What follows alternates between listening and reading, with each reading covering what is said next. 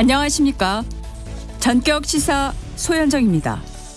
여야가 다음 달 10일까지 25조 원 규모의 추경안을 처리하기로 합의한 가운데 오늘 국회 본회의가 열려 60여 건의 법안과 지방선거 출마에 따라 공석이 된 상임위원장 4석을 선출합니다. 쌍방울 대국송 사건 수사를 담당했던 검사가 이재명 대통령을 주범으로 역할을 했다는 의혹을 국회 조작기소 국정조사특위 민주당 의원들이 통화 녹취 공개와 함께 제기했는데 담당 검사는 허위 사실이라고 반박하고 있습니다.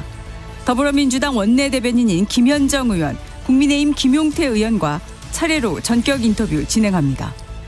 트럼프 대통령이 이란 에너지시설 공격 최후 통첩 시한을 일주일 앞두고 이란과 합의에 이르지 못하면 하르그 섬과 담수화 시설을 폭파할 거라고 밝혔는데 글로벌 톡톡에서 자세히 알아봅니다. 서울 반포대교를 달리다 추락한 포르쉐 승용차에서 다량의 프로포폴이 발견됐는데 이 사고를 계기로 드러난 프로포폴 오남용 실태를 취재한 KBS 사회부 기자들로부터 자세한 이야기 들어봅니다. 전격시사는 KBS 콩과 유튜브로도 실시간으로 볼 수 있습니다. 3월 31일 화요일 전격시사 출발합니다.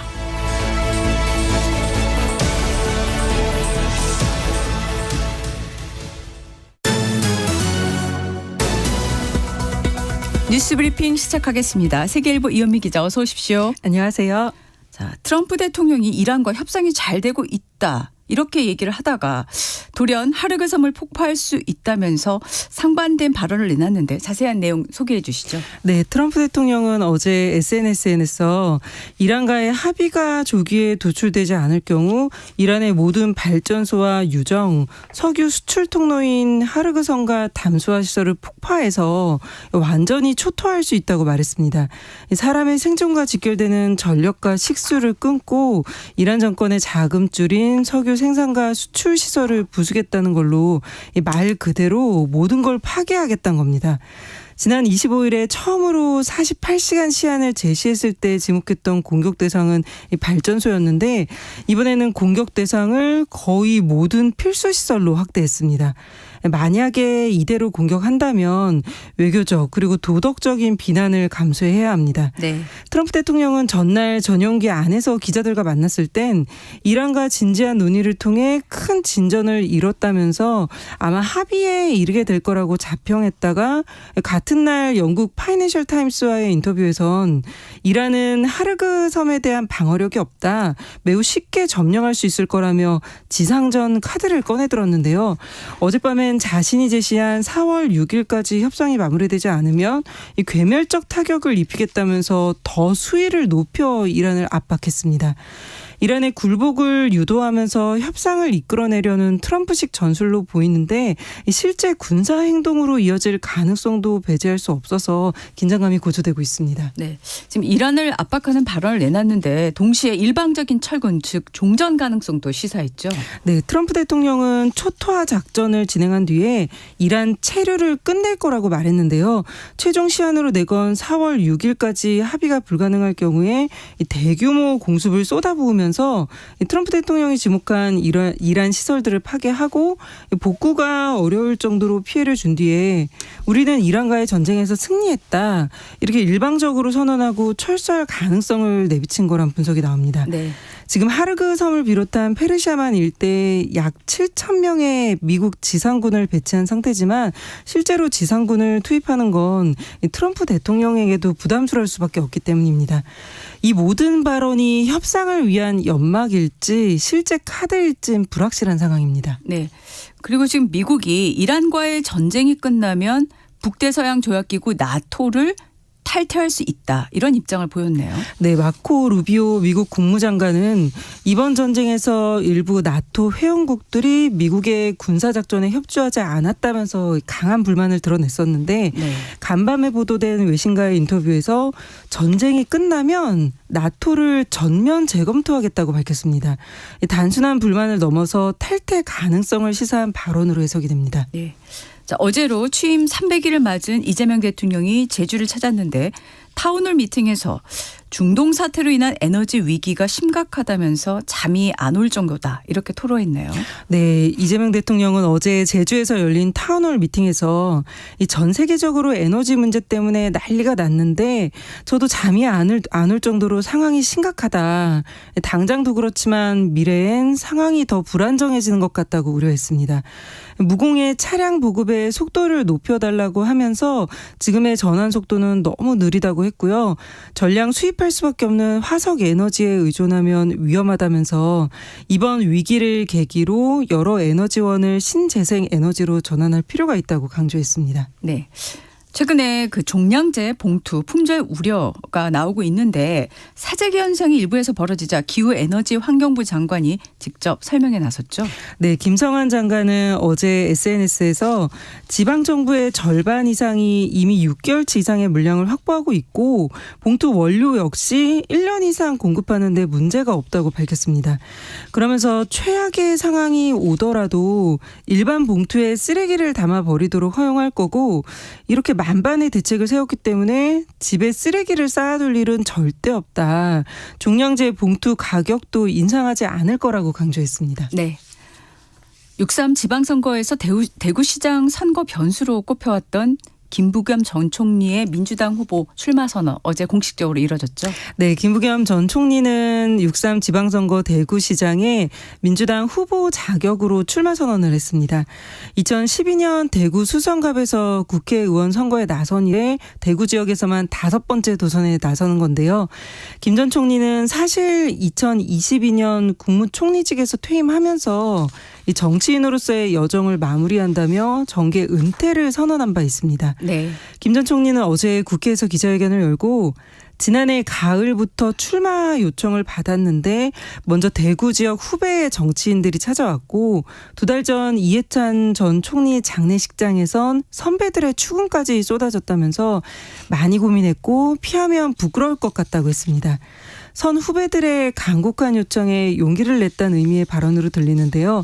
그러면서 보수를 위해서라도 이번에는 회초리를 들어야 한다. 대구가 앞장서 국민의힘을 버려야 진짜 보수가 살아난다고 강조했습니다. 네. 지금 국민의힘 상황은 어떤가요? 네, 지금 보수 텃밭에서 민주당이 먼저 후보를 결정한 건데 국민의힘은 후보자를 줄이는 예비 경선을 아직 진행하고 있습니다. 어제 저녁 가나다 순으로 유영하, 윤재옥, 이재만, 추경호, 최은석, 홍석준 이렇게 6명의 예비 후보가 참여하는 1차 비전 토론회를 개최했고요. 네. 다음 달 13일 2차 토론회를 진행한 뒤에 17일 본경선에 진출할 2명을 결정합니다. 앞서 컷오프된 주호영 의원은 곧 법원에 가처분 신청 결과가 나올 텐데 그 결과에 따라 경선 일정이 영향을 받을 수 있고요. 마찬가지로 컷오프된 이진숙 전 방송통신위원장도 무소속 출마 가능성을 열어두고 독자적인 유세를 하고 있습니다. 대구시장 선거가 거대 양당의 양자구도가 될지 아니면 국민의힘이 내부 갈등을 수습하지 못하고 다자구도로 갈지가 선거의 변수가 될 수 있다는 전망이 나옵니다. 네. 여야가 다음 달 10일까지 국회 본회의에서 25조 원 규모의 추경안을 처리하기로 합의했죠. 네, 여야가 25조 원 규모의 추경안을 오늘 4월 10일까지 본회의에서 처리하기로 어제 합의했습니다. 민주당 한병도 원내대표와 국민의힘 송원석 원내대표가 이런 내용이 담긴 4월 임시회 일정 합의문을 발표했는데 여야가 추경 처리 시한에는 합의했지만 이 내용을 둘러싼 입장차는 여전히 큽니다. 네. 민생 지원 방향이 가장 큰 쟁점이 될 걸로 보이는데요. 민주당은 지역 화폐를 통해 취약계층을 선벌 지원하려고 하고 있고 이 대상이 확정되지는 않았지만 소득하위 50%에 1인당 15만 원씩 주는 방안이 검토되고 있다는 언론 보도가 나오고 있습니다. 네. 국민의힘은 막대한 현금 살포는 안 된다면서 피해계층을 더 세분화해서 집중 지원해야 한다는 입장을 보이고 있습니다. 오늘 열리는 국회 본회의에선 법사위원장을 포함해 현재 공석인 4개 국회 상임위원장 선출 표결도 진행될 예정입니다. 네. 정부가 새 통일교육 교재를 내놨는데 어떤 내용이 달라졌을까요? 네, 이번에 발간된 2026 통일문제 이해와 북한 이해는 이재명 정부 들어 처음 나온 통일교육 기본교재인데요. 가장 큰 변화는 평화와 공존을 중심으로 방향이 바뀌었던 겁니다. 윤석열 정부에서 자유민주주의 체제로의 통합을 강조했다면 이번 교재는 통일을 새로운 공동체를 만들어가는 과정으로 설명하고 있습니다. 자유민주란 표현이 상당히 줄어든 게 가장 눈에 띄고요. 또 북한 인권 문제의 비중이 줄었는데 작년에는 별도의 장에서 북한 인권 문제를 자세히 다뤘지만 올해는 분량이 크게 축소되면서 간략하게만 소개하고 있습니다. 탈북민 대신에 북향민이란 용어를 사용했고요. 김정은 위원장의 딸 주혜와 관련해서도 작년에는 4대 세습 가능성이 높다고 표현을 했지만 이번에는 세습이나 후계자 같은 표현은 사용하지 않았습니다. 네. 또 교사용 가이드라인을 함께 발간을 했는데 통일을 찬반 문제로 가르치기보다 평화와 공존의 관점에서 설명하고 학생들이 스스로 판단하도록 다양한 시각을 제시하라고 했고요. 북한을 적이 아니라 대화와 협력의 대상으로 가르치도록 했습니다. 이런 통일 교육을 전국 초중 고등학교에서 의무적으로 실시하고 연간 최소 5시간 이상 교육을 하도록 권장했습니다. 네. 화요일 뉴스 브리핑 여기까지 듣겠습니다. 세계일보 이현미 기자였습니다. 고맙습니다. 감사합니다. 전격 시사 듣고 계신 지금 시각은 7시 16분입니다. 이어서 교통정보 전해드립니다. 이 시각 교통정보입니다. 빗길이라 더 조심히 이동하셔야겠습니다. 중부 내륙고속도로는 사고로 전면 통제되는 구간도 있습니다. 양평 쪽으로 여주분기점 부근입니다. 대형 화물차 사고를 처리하고 있습니다. 전차로가 막혀 있으니까요. 국도나 다른 고속도로를 통해서 우회 운행하시는 게 좋겠습니다. 제2경인고속도로는 성남 쪽이고요. 남동 부근에서 화물차 관련 사고 발생했습니다. 하객 분기점 부근부터 많이 밀리고 있는 이유입니다. 더 가서는 안현 분기점에서 광명 쪽으로 속도가 떨어지고 있습니다. 서울은 서부간선 지하도로 고속도로 쪽으로 나가는 길인데요. 금천 나들목을 못 가서 추돌 사고 났고요. 1차로가 차단되면서 신정교 부근부터 속도 떨어지고 있습니다. 내부순환도로 성산 쪽으로 홍은램프에서 연희램프 쪽의 정체도 사고가 있었기 때문입니다. KBS 교통정보센터에서 이현입니다.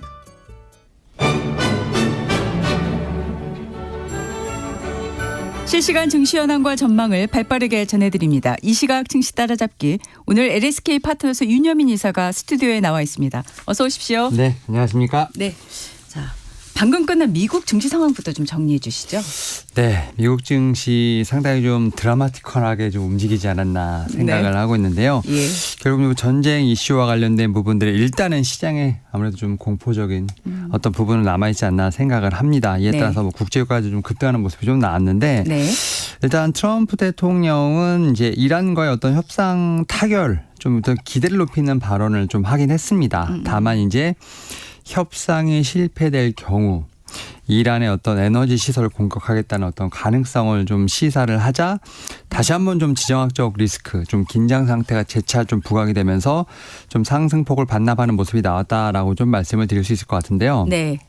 여기에 더해서 이제 국제 유가가 좀 급등을 하고 뭐 이제 투자 심리가 좀 압박되는 또 그러한 좀 분위기 속에서 사실 이제 분기발 리밸런싱이 좀 이제 어느 정도 진행이 되면서 매물이 좀 출회되는 어떤 그런 모습이 나왔다라고 좀 말씀드릴 수 있을 것 같고 이에 네. 따라서 이제 사실 반도체 업종 상당히 좀 힘들었던 부분이 있었는데 여기서 좀 하락이 좀 나왔다라고 좀 말씀드릴 수 있을 것 같습니다. 다만 장 마감을 좀 앞두고 후티 반군이 아무래도 이제 홍해 지역에서 대응 관련해서 좀 분열 가능성이 있지 않나라는 어떤 이런 또 어떻게 보면 좀 가능성이 좀 제가 볼 때 제기가 되면서 다시 한번 좀 이제 막판에 좀 낙폭을 좀 축소를 하거나 상승 전환을 하면서 사실 좀 시장 자체는 상당히 혼조세를 보였습니다만 시장 전에 그리고 후에 네. 제가 볼 때는 좀 약간 힘든 그래서 상당히 좀 어떻게 보면 변동성을 보이는 하루 아니었나 생각하고 있습니다. 네.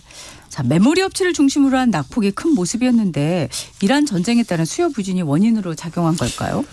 일단 좀 반도체 특히 이제 뭐 우리가 말하는 이제 우리 엔비디아를 중심으로 한 반도체라든지 이제 메모리 쪽에 대한 어떤 부분을 좀 약간 구분해서 볼 필요가 있지 않나 생각을 하는데 예.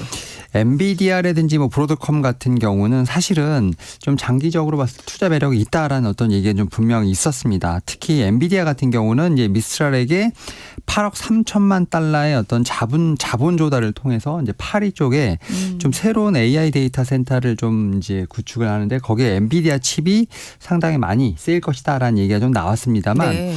그럼에도 불구하고 좀 이제 하락 이제 마감을 했는데 이 부분은 아무래도 이제 이 전쟁과 관련된 부분이 아닐까 생각합니다. 경기가 좀 위축이 될 경우에는 아무래도 이제 자본 지출이 좀 축소될 수밖에 없지 않을까. 그러면서 지금 GPU가 좀 상당히 비싼 상황이기 때문에 이와 관련돼서 좀 시장의 위축으로 인해서 엔비디아의 제가 볼 땐 GPU의 수요도 좀 줄어들 것이 아니냐 어떤 이러한 좀 제가 볼 땐 논리가 성립이 하면서 어제 엔비디아를 중심으로 AMD 뭐 인텔 같은 이제 회사들도 같이 좀 하락을 했는데 네. 여기에 더해서 이제 메모리 특히 이제 우리나라 입장에서 봤을 때는 이제 마이크론 테크놀로지 상당히 중요하지 않을까 싶은데 예. 마이크론 테크놀로지 같은 경우는 이제 뭐 구글의 터보 퀀트 이슈, 그러니까 약간의 좀 경기에 대한 부분도 있겠습니다만 네. 터보 이제 퀀트 이슈가 좀 여전히 좀 진행을 하면서 이란과 전쟁에 의한 수요도 있겠습니다만 이 터보 퀀트로 인해서 수요 둔화 가능성이 계속 제기가 되면서 메모리 업체는 제가 볼 땐 개별적인 이슈로 조금은 이제 빠지지 않나 생각을 합니다. 여기에 더해서 지난주 주말에 DDR5 이제 현물 가격이 좀 하락을 하면서 이제 디램 가격이 최근에 많이 상승을 했었는데 이 부분이 좀 꺾인 부분. 이 부분도 제가 볼 때는 좀 불안감이 좀 작용을 하면서 제가 볼 때는 이제 메모리 같은 경우는 이제 엔비디아는 조금 다른 결로 이 터보 퀀트 이슈에 더해서 이제 DDR5 현물 가격이 하락하는 이러한 이슈가 좀 복합적으로 작용을 하면서 좀 하락을 하지 않았나라고 좀 말씀드릴 수 있을 것 같습니다. 네. 앞서 뉴스 브리핑에서도 잠깐 언급을 했는데 지금 트럼프 대통령이 4월 6일 시한을 앞두고 이란에 대해서 강한 압박성 경고 계속 내놓고 있는데 어떻게 보고 계세요? 일단은 지금 아무래도 이제 전쟁을 좀 빨리 끝내기 위한 하나의 좀 제가 볼 때는 이 수단이 아닐까라는 좀 생각을 하고 있는데요. 네.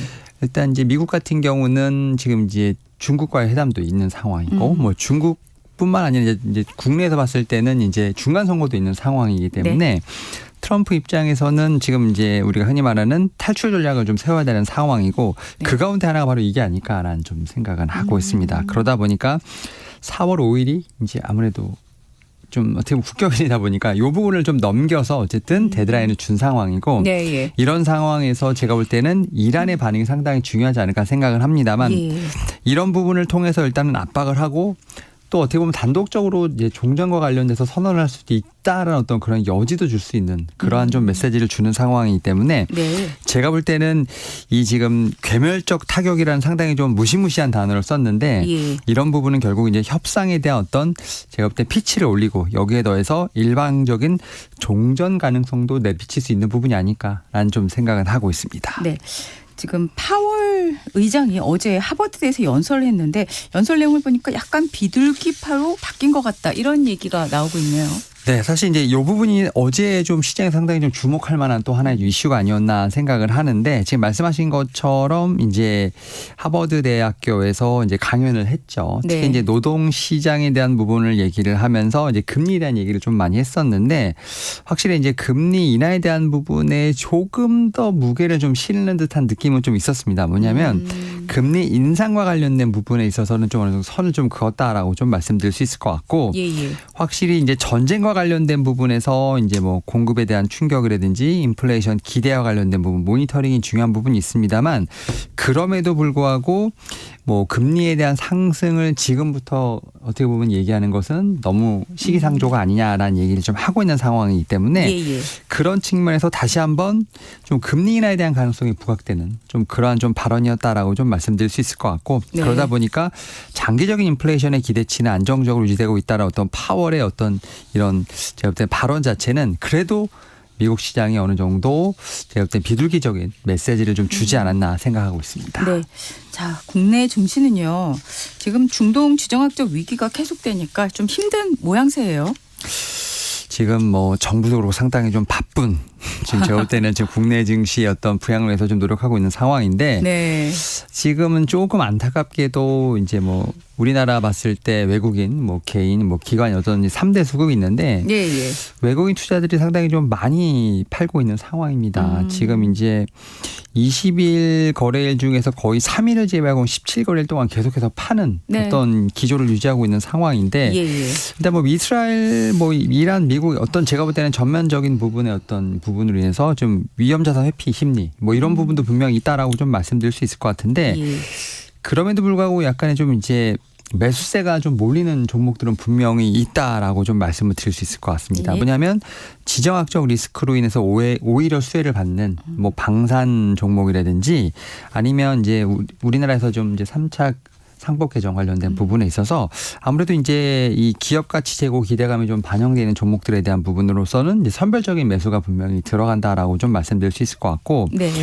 여기에 코스닥 쪽으로 좀 오게 된다라고 하면 뭐 삼천당 제약을 좀 시작으로 해서 이제 뭐 에코프로 같은 어떻게 보면 개별적으로 종목에 대해서 뭐 특히 제약바이오 같은 경우는 임상에 대한 결과가 있거나 뭐 실적에 대한 호조가 있는 회사들 같은 경우는 좀 선별적으로 투자가 일어난 상황이기 때문에 아무래도 이제 외국인 투자자분들이 이제 매도를 좀 많이 하고 있습니다만 개별적인 매수는 들어가고 있다라고 좀 말씀드릴 수 있을 것 같고 여기에 더해서 제가 볼 때는 이제 이 전쟁과 관련된 부분에서 안전 심리 이와 관련된 부분이 올라가는 부분도 있겠습니다만 아무래도 이제 원달러 환율이 많이 올라가다 그러니까요. 보니까 예. 그러다 보니까 신흥국 자산에 대한 어떤 매력도가 좀 감소하는 부분도 있지 않나라는 좀 생각을 하면서 네. 결국은 이제 이 전쟁에 대한 부분이 안정화되는 것, 그다음에 유가 하락에 나타나는 부분이 어떻게 보면 상당히 중요한 제가 볼 땐 코스피의 어떤 반등의 선결 조건이 아닌가 생각하고 있습니다. 네. 최근에 그 구글발 터보 퀀터 때문에요. 삼성전자, SK하이닉스 같은 반도체주가 타격을 받고 있지 않습니까? 일단 이게 마이크론 테크놀로지가 이제 빠진 이유와도 좀 어느 정도 연관이 되는데 그렇죠. 이 터보컨트가 사실 어떻게 보면 이런 거라고 보시면 될 것 같아요. 메모리 사용량을 최대 6배까지 줄이는 압축 알고리즘인데 그 얘기인즉슨 서버 6대가 하던 일을 이제 한 대가 할 수 있다. 결국 이제 6대에 들어가는 메모리가 줄어들 수밖에 없는 상황이 아니냐는 어떤 그러한 지금 네. 논리로서 메모리 가격들이 좀 빠지고 있는 상황인데 네네. 지금 이게 논문으로 나온 거거든요. 그러니까 이게 이제 실제로 적용이 되려면 글쎄요 몇 년 정도 걸릴지 모르는 상황인데 이게 지금 처음이 아니고 사실 이제 작년 1월에 중국 스타트업 딥시크가 이제 얘기 나왔을 때 똑같은 좀 반응이었거든요. 예. 그래서 공포가 좀 비슷하게 좀 나왔던 상황에서 다시 한번 좀 엔비디아도 많이 빠졌었지만 또 급등하는 모습이 나왔기 때문에 저희는 이제 그러한 좀 경험이 있다 보니까 이 터보컨트 같은 게 이렇게까지 시장을 좀 짓누른 재료인가라는 좀 생각을 하게 된다라고 하면 저는 오히려 너무 이제 과한 어떤 그러한 제가 볼 때 반응이 아닐까 생각하고 있고 네. 최근에 이제 재본세 역설이라는 얘기가 좀 나오고 있는데 네. 뭐냐면 이제 예전에 동영상을 압축하는 기술이 데이터의 사용량을 줄일 것이라 생각했지만 오히려 고화질 영상 시대가 열리면서 트래픽 폭발을 가져왔던 그렇죠. 예, 네.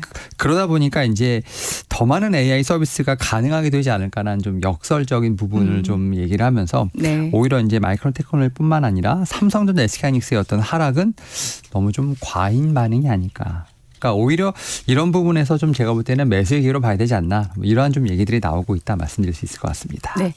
오늘 우리 시장 전망도 좀 해주시죠. 아, 지금 우리나라 국내 지금 선물 시장 지금 야간 선물 조금 하락하는 부분이 있다 보니까 예. 우리나라 시장 장 초반 좀 힘들지 않을까 생각합니다만 어제도 좀 낙폭을 좀 오후에 좀 많이 하는 흐름이 나왔기 때문에 네. 아무래도 이제 전약 후강의 모습이 우리나라 오늘도 좀 나오지 않을까 생각을 하고 있습니다. 네, 알겠습니다. 오늘 말씀 여기까지 듣겠습니다. 이 시각 증시 따라잡기 LSK 파트너스의 윤여민 이사였습니다. 고맙습니다. 네, 감사합니다. 이어서 오늘의 날씨 알아보겠습니다.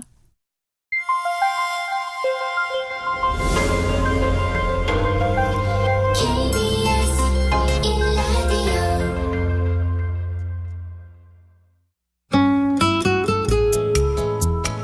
네, 이사라 기상캐스터와 함께 날씨 알아보겠습니다. 출근길에 지금 서울에 비가 오고 있는데 네. 이번 비 언제까지 계속될까요? 네, 현재 서울을 비롯한 전국 곳곳에 비가 오고 있습니다. 오늘은 전국에 걸쳐 비가 내리다가 오전에 대부분 그치겠지만 네. 강원 영동과 경북 동해안은 오후까지 이어지는 곳이 있겠습니다. 그 사이 예상 강수량은 강원 영동과 경북 북부 동해안, 울릉도 독도의 5에서 20, 그 밖의 지역은 5mm 정도입니다. 네, 자 비가 내리는 동안에 바람이 강하게 부는 지역이 있다고요? 네, 지금도 비바람이 치는 곳이 있습니다. 특히 강풍주의보 강풍주의보가 내려진 부산과 울산, 경북 동해안과 제주도에는 순간적으로 초속 20에서 25m가 넘는 이 태풍급의 돌풍이 몰아치겠습니다. 네. 또한 오늘 오후까지 강원 영동과 충청, 그밖에 남부지방에도 바람이 순간풍속 초속 15m 안팎으로 강하게 부는 곳이 있겠습니다. 이 바다에서도 바람이 거세게 불어 남해와 동해 먼 바다에는 풍랑주의보가 발효 중입니다. 네. 이 내일 오후까지 동해안을 중심으로 높은 너울이 백사장으로 밀려오거나 방파제나 해안도로를 넘는 곳도 있겠습니다. 이 시설물 피해와 안전사고가 없도록 유의하셔야겠습니다. 네. 내일부터 이제 4월이 시작되는데 이번 주에는 비 소식이 잦다고요? 네, 4월의 첫날인 내일은 제주도부터 비가 오기 시작해 오후부터 밤사이 강원도와 충북, 전라도 동부와 경상도에 비가 올 것으로 보입니다. 금요일에는 늦은 오후에 제주도, 밤에 전라도에 비가 내리겠고요. 토요일 오전에는 전국 대부분 지역에 비 소식이 있습니다. 네. 어제부터 단비가 내리면서 건조특보는 모두 해제됐습니다. 네. 3월 14일부터 4월 19일까지 가 대형 산불 특별 대책 기간인데요. 이번 주 비 소식이 잦아서 산불 걱정은 잠시 접어들 수 있겠습니다. 예. 네, 오늘 낮 기온은 서울이 19도, 광주가 21도로 서쪽 지역은 20도 안팎까지 올라가겠지만 동풍이 불어오는 동해안은 속초가 10도, 포항이 14도로 평년 기온을 밑돌겠습니다. 네네. 이 비가 그친 뒤에도 당분간 기온은 평년보다 좀 높아서 포근한 봄 날씨가 이어지겠습니다. 네. 오늘의 날씨 이설아 기상캐스터로부터 전해드렸습니다. 고맙습니다. 네, 고맙습니다. 잠시 후 전격 인터뷰로 이어갑니다.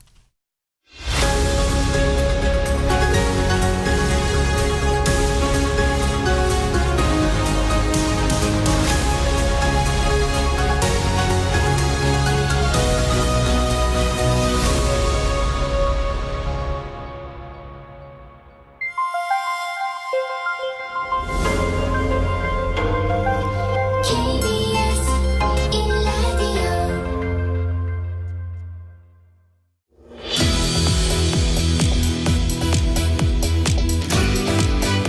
전격 인터뷰 1부에는 더불어민주당 원내대변인인 김현정 의원 나오셨습니다. 어서 오십시오. 반갑습니다. 평택시병 김현정입니다. 네, 어서 오십시오.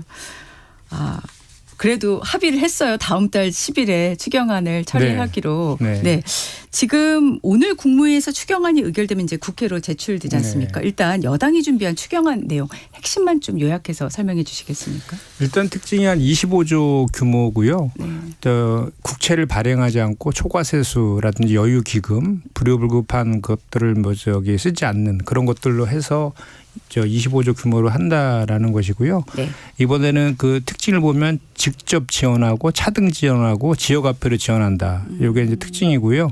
주로 이제 그 보편 지급이 아니라 선별 지급을 통해 가지고 서민이나 청년 그리고 중소 기업이라든지 이렇게 지방 이렇게 피해가 좀 많이 있는 곳에 대해서 취약계층에 대해서 두텁게 보호하는 것을 원칙으로 지금 하고 있습니다. 네.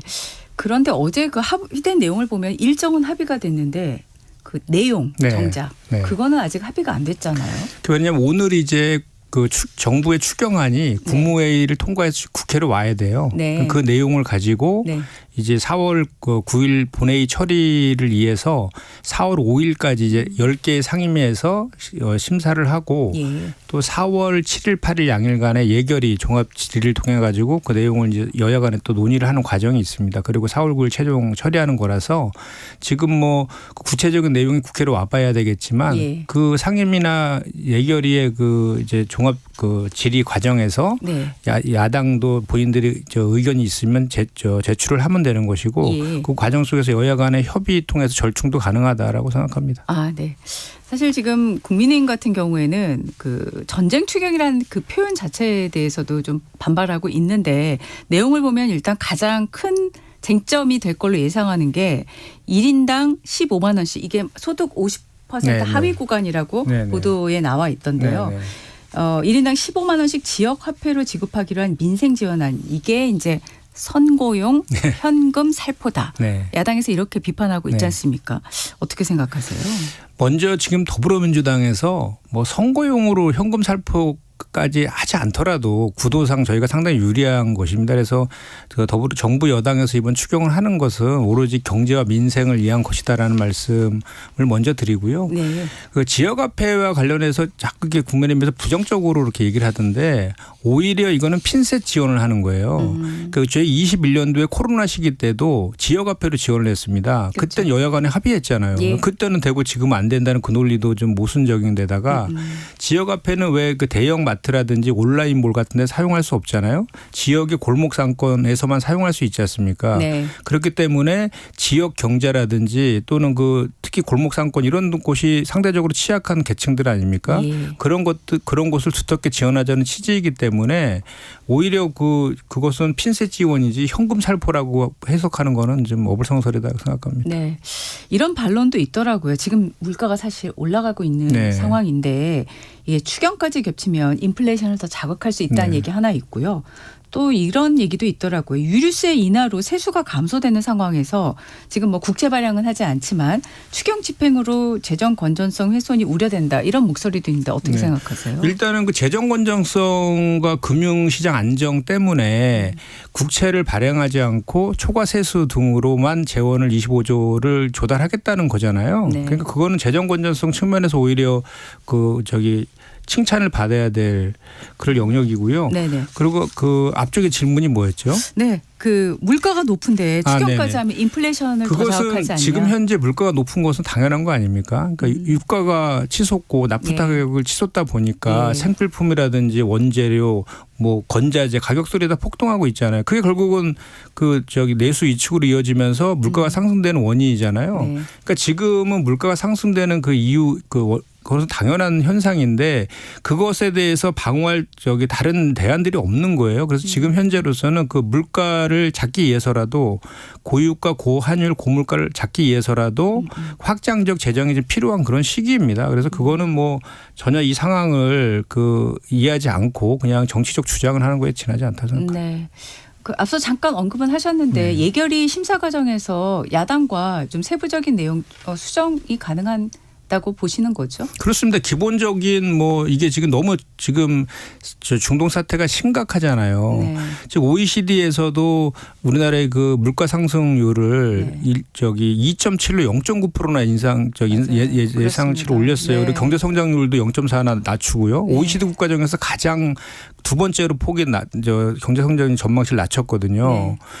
이것은 우리나라의 현재 구조 자체가 대외의 의존도가 상당히 높기 때문이지 않습니까? 네. 그런 상황들이기 때문에 이 추경은 반드시 필요한 그런 상황인 거고 또 추경은 속도가 생명이잖아요. 그렇기 때문에 이제 추경은 반드시 해야 되는데 다만 그 과정에서 상임위나 예결위 과정에서 야당의 건전한 의견이나 이런 것이 있다면 큰 틀이 유지되는 한에서는 충분히 이렇게 협의가 가능한 영역이기 때문에 그 안에서 충분히 논의하면 될 것 같습니다. 네.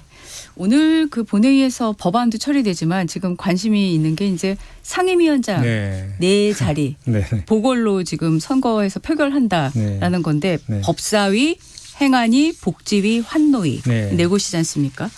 어제 기자들이 많이 질문을 했더라고요. 네네네. 어느 분이 나오시냐, 어느 분이 되는 거냐. 그런데 답은 보도가 된 건 없더라고요. 네. 어떻게 되는 겁니까? 제가 이제 오늘 한 10시경에 저희가 이제 발표를 좀 하려고 그러는데 제가 마치 오늘 당번 대변이어서 제가 막 하게 될 것 같은데 예. 그전에는 상임위원장을 선출할 때 보면 한번 했던 분들이라든지 장관을 했던 분이라든지 또 할 분들은 제외를 시켰잖아요. 근데 이번 같은 경우에는 이제 6월 1일부터 하반기가 이제 상임위가 그때부터 다시 시작되잖아요. 네. 하반기 22대 하반기가. 그러니까요. 그래서 2달짜리 임시 상임위원장이에요.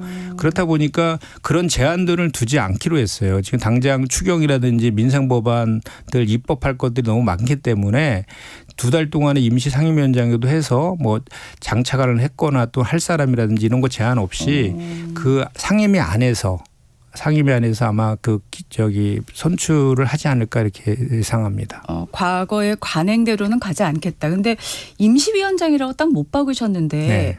이번에 되신 분이 하반기까지 갈 가능성이 아예 없는 겁니까? 그것은 지금 현재 원내대표의 영역이 아니기 때문에 그런 겁니다. 이게 원래 상임위원장 원내대표가 추천을 하고 본회의에서 이제 선출을 하는 거잖아요. 네. 그런데 이제 올해 5월 둘째 주까지가 이제 원내대표 임기예요. 다시 선출을 하게 되면 하반기에 상임위원장들은 새로 선출된 원내대표가 추천을 하게 돼 있거든요. 네. 그렇기 때문에 지금 원내대표가 그 하반기까지 다 간다 이렇게까지 결정하는 것은 어떻게 보면 약간 월권적인 측면이 있어서 그렇게 하는 것 같습니다.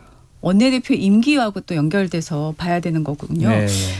사실 지금 앞서 말한 법사위, 행안위, 복지위, 환노위 중에서 법사위에 대한 관심이 제일 네, 네. 큰데 네. 지금 지금 이제 법사위원장이었던 추미애 의원이 이제 출마로 공석이 됐지 않습니까? 누가 가장 가능성이 큰 건가요?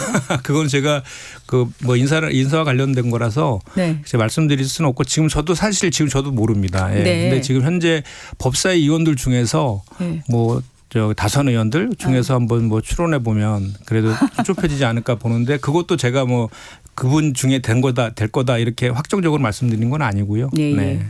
지금 국민의힘에서는요. 어제 법사위 전체회의에서 법사위원장을 여당에서 더불어민주당에서 네. 하는데 그 대신에 지금 그 야당 간사 나경원 의원으로 네. 선임하라는 요구 계속 했는데 네. 이거는 받아들이실 가능성 있습니까? 없습니까? 그 뭐 법사위 안에서 논의해서 뭐 논의할 문제이지만 네. 뭐 그 나경원 의원이 간사로 선임하지 안 된 것은 작년에 상임위 전체 회의에서 투표를 통해서 그 의결된 내용이거든요. 그래서 남편이 지금 법원장을 하고 있기 때문에 이해상충 문제에 걸린다라는 문제가 해소되지 않았기 때문에 뭐 지금 현재 그 자체 문제가 해소되지 않은 그런 상황이기 때문에 뭐 간사를 선임할 현재로서는 선임을 할 뭐 이유는 없는 것인데 그럼에도 불구하고 뭐 여야 간에 그 법사위에서 새로 선출된 상임위원장과 같이 협의를 해서 어떻게 될지는 지켜봐야 될 것 같습니다. 네. 지금 4개 상임위원장을 다 더불어민주당 의원들이 맡고 있었는데 네. 그러면 오늘 그 보궐선거 하게 될 경우에는 야당의 자리가 가지 않고 모두 다 여당에서 위원장직을 맡게 되는 건가요? 그렇습니다. 뭐 2달짜리 임시 그 뭐 위원장이기 때문에 뭐 바뀔 가능성은 없어 보이고요. 네. 다만 이제 하반기 때 우리가 이제 상임위원장 배분과 관련해서 지금 7개의 상임위가 이제 그 국민의힘에서 맡고 있는데 상임위원장을 예. 지금 회의를 잘 열어주지 않아서 민생이나 뭐 그 저 국정과제를 뒷받침하는 법안들의 처리가 지연되고 있다라는 지적이 많이 있잖아요. 네. 그래서 지금처럼 계속 그렇게 그 국민의힘의 상임위원장이 태업을 한다면 하반기 때에는 상임위원장 17개를 모두 다 책임 정치 차원에서 민주당이 할 수 있다라고 저희 당대표께서 이렇게 경고를 하셨잖아요. 네. 그러니까 그런 일이 벌어지지 않는 게 가장 좋은 것이라고 생각을 하고 네. 다만 이제 지금 현재 그 상임위 7개를 국민의힘이 맡고 있는데 대부분이 그 당시에 국민의힘이 여당이었어요. 그래서 여당에서 역할이 필요한 경제 상임위라든지 또는 국방이라든지 외교 이런 축의 상임위를 전부 다 국민의힘에다가 그때 할당을 했었거든요. 예. 근데 이제 이번엔 저희가 여당이 되었기 때문에 네. 그 입장이 바뀐 것이죠. 그렇죠. 그래서 대표적인 뭐 경제 상임위 제가 속한 정무이라든지 네. 또는 뭐 산자이라든지 이런 것들은 아마 우리 정부 우리 민주당 쪽으로 이렇게 변경을 요구할 가능성이 높아 보입니다. 알겠습니다. 자, 그 4월부터 매주 본회의를 열어서 시급한 민생개혁 법안을 처리하겠다라고 공언을 네. 하셨는데 네. 제일 시급한 법안 뭐로 지금 당에서는 꼽고 있습니까? 일단은 그 매주 본회의 열고 그 상임위도 상시 가동하는 체계로 이제 해서 시급한 민생과 경제 입법을 추진하겠다라는 것이 이제 민주당의 입장인데요. 네. 대표적인 게 지금 중국 사태 심각하잖아요. 환율 안정 3법이라든지 또는 산재 보상보험법 그리고 전세 사기 피해자 그 지원 특별법 뭐 이런 네. 등등을 해서 이제 많은 그 여야 간에 합의된 상임위에서 합의된 법안들부터 해가지고 민생과 경제 시급한 법안들을 순차적으로 빠르게 처리할 그럴 계획을 갖고 있습니다. 네. 자, 지금 쌍방울 대북 송금 사건 관련한 녹취가 공개돼가지고 좀 뭐 파장이 거셉니다. 네. 일단 지금 당에서 한 50여 초짜리 녹취를 공개한 걸로 알고 있고 네. 추가 녹취도 공개할 수 있다라고 했는데 네. 추가 녹취 공개를 지금 당에선 준비를 하고 있는 건가요? 네, 그렇습니다. 이게 지금 전용기 의원이 이제 국조위원인데 전용기 의원이 그 이화영 그 씨의 변호사를 맡았던 그 이제 변호사와 이제 상의해가지고 그걸 지금 녹취를 공개를 한 거고요. 앞으로도 계속해서 국정조사 과정에서 추가적인 그 녹취를 공개하겠다 이렇게 밝히고 있어서 네. 추가적으로 나올 것 같습니다. 네. 국민의힘에서는 그게 50여 초짜리밖에 안 되지 않냐. 일부만 공개했다. 네. 짜깁기다. 이렇게 지금 비판하고 있는데 네. 어떻게 보십니까? 저는 그 전형적인 본질 흐리기 같아요. 그리고 국민의힘에서 왜 이렇게 정치 검찰들이 조작 기소나 회유, 그 압박 그리고 이런 증거 조작 이런 것들에 대해서 이렇게 두둔하고 옹호하는지 이해를 할 수가 없습니다. 지금 국정조사에 국민의힘도 지금 참여를 했잖아요. 원래는 그 반대를 해가지고 필리버스터까지 한 상태에서 네. 사실은 국정조사를 해방놓기에서 들어온 거거든요. 들어오자마자 국정조사에는 임하지 않고 권한쟁의 신청과 가처분 신청부터 했거든요. 국민의힘의 의도는 뻔히 보입니다. 이 정치검찰의 그 조작 수사 뭐 이런 것들이 그리고 봐주기 수사 이런 것들이 지난 그 윤석열의 계엄의 트리거가 됐다라는 것도 보도를 통해서 나오고 있는 그런 상황 아닙니까? 그렇기 때문에 국민의힘에서는 국정조사를 통해서 지금 이것이 뭐 지금 시점에 왜 나왔냐 그리고 왜 일부만 공개하느냐 이게 본질은 아닌 거예요. 그 본질 지금 국민의힘 본질을 얘기를 하고 있는 것인데 네. 우리도 그 공개하는 입장에서 보면 한꺼번에 다 공개하면 한꺼번에 다 공개한 것에 대비해서 또 그거에 대한 변명을 해놓을 거 아닙니까? 그래서 그 하나씩 중요한 내용부터 이렇게 공개하면 지금 박상용 검사도 SNS 통해서 막 그 반응하고 있잖아요. 네. 그게 사실인지 거짓말을 하는 것인지를 또 확인하면서 또 공개할 수 있는 이것은 어떻게 보면 하나의 그 전략일 수 있는 것이거든요. 그래서 중요한 것은 이 진실 규명 아니겠습니까? 실제로 이런 회유가 있었는지 증거를 만들기 위해서 회유가 있었는지에 대한 것을 규명하는 거기 때문에 네. 그 박상용 검사도 SNS 통해서 계속 선동할 것이 아니라 그 국정조사장에 나와서 떳떳하게 네. 본인의 입장을 밝히면 된다. 그리고 국민의힘도 그 과정에서 진실규명을 하는 데서 함께 그 참여하면 된다라고 저는 말씀드립니다. 이런 보도가 있습니다. 서민석 변호사 지금 사실 그 더불어민주당 청주시장 또 예비 후보지 않습니까? 네. 그러니까 지금 왜 이 시점에서 이 녹취를 공개했느냐를 갖고 얘기가 있고요. 또 하나는 이 서 변호사가 김어준 씨 유튜브 방송에서 3월 5일 서울고검 인권침해점검 TF에도 출석했을 때만 해도 구체적으로 기억나지 않는다고 진술했다고 네. 했는데 그 후에 통화 녹음 파일을 복원하게 됐다고 했거든요. 네. 이 두 가지가 이렇게 연결이 되면서 왜 이 시점에서 이걸 공개했느냐라는 얘기가 나오는데 어떻게 보세요? 저도 이거 전용기 의원한테 제가 직접 들었거든요. 예. 그리고 이 그 녹취 받은 걸 같이 이제 저도 들었었거든요. 먼저 공개하기 전에 전용기 의원이 이제 그 서민석 변호사하고 국정조사 관련해서 뭐 이제 확인할 내용들이 있어서 전화를 했는데 처음에는 이 그 녹취 파일이 삭제했다고 과거에 뭐 다 삭제돼서 없다라고 이렇게 얘기했답니다. 예. 그런데 알고 찾아봤더니 그게 있더라는 거예요. 그래서 하게 됐다라는 거고 예. 지금 시점에 이거를 왜 나왔냐라고 하는 것은 좀 전에도 말씀드렸지만 본질적인 건 아니지만 국정조사가 본격적으로 시행되고 그거에 관련된 것들을 찾는 과정에서 이게 나온 것이지 뭐 일부러 이거를 뭐 이게 숨길 이유는 하등이 없지 않습니까? 만약에 이게 있었다라고 하면 기존에 필요한 시점에 오히려 더 적절하게 사용을 했을 것이겠죠. 네네. 네.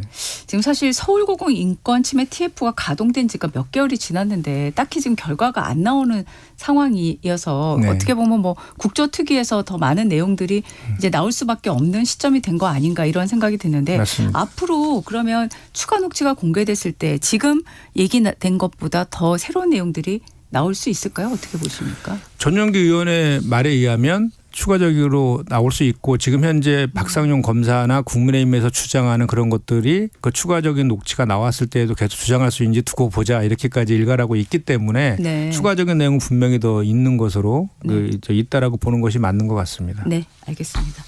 김부겸 전 총리가 드디어 어제 서울 여의도와 또 대구 228 공원에서 대구시장 출마 네. 선언을 했습니다. 네. 그러면 지금 더불어민주당 대구시장 전략 공천이 된다고 저희가 보면 되는 건가요? 그렇습니다. 뭐 후보가 지금 한 분밖에 없고 네. 또 뭐 당대표께서도 공개적으로 제안도 했고 본인이 예. 수락한 것이기 때문에 네네. 네, 확정적이라고 보시면 됩니다. 네.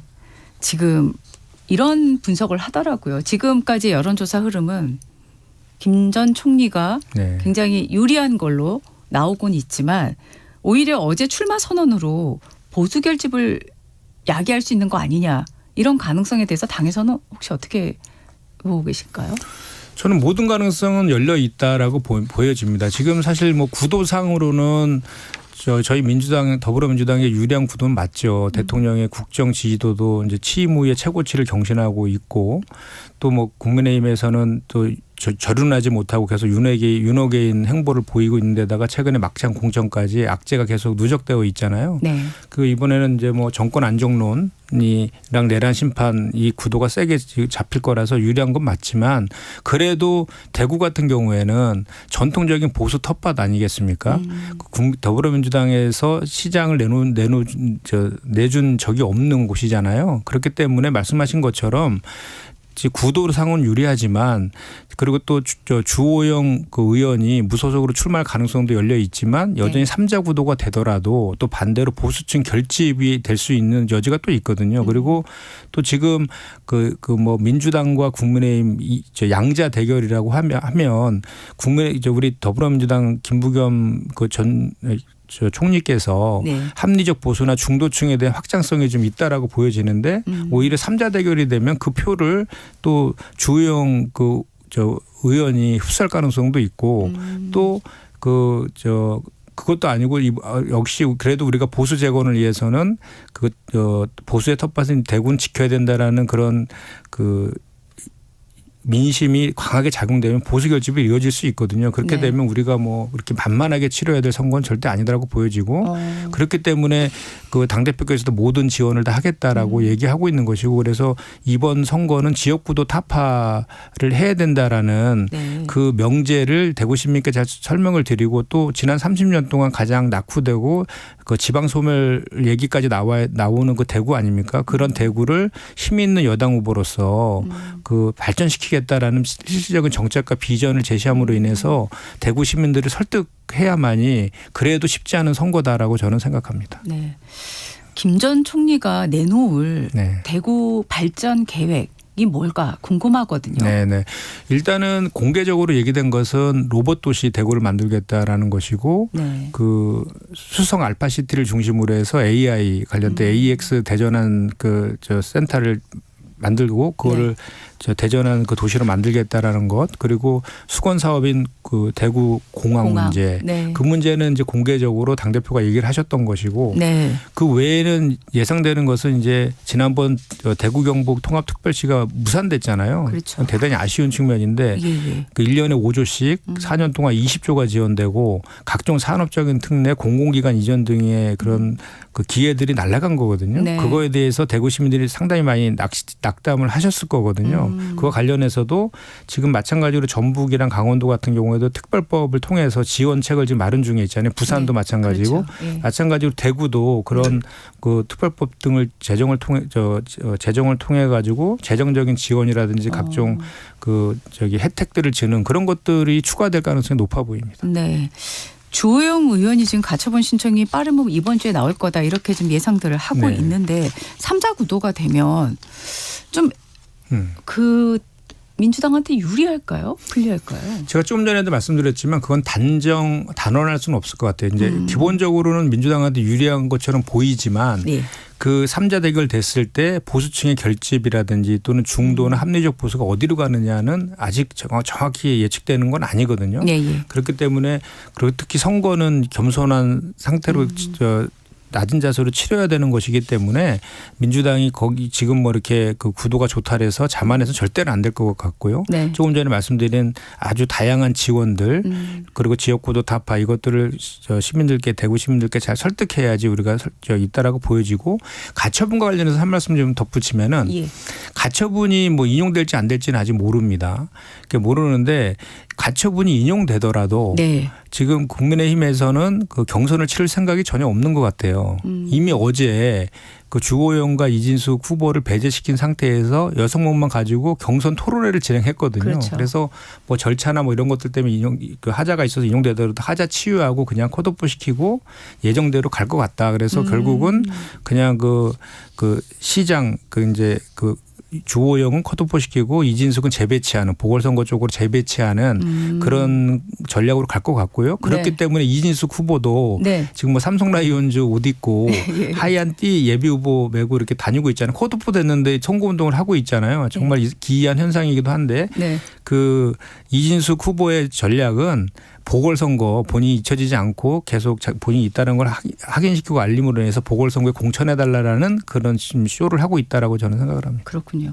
즉 그 민주당 공천 중에서 지금 좀 눈에 띄는 게 그 성남시장 후보로 김병욱 후보를 네, 단수 네. 공천했다가 지금 다시 경선을 하기로 했잖아요. 네.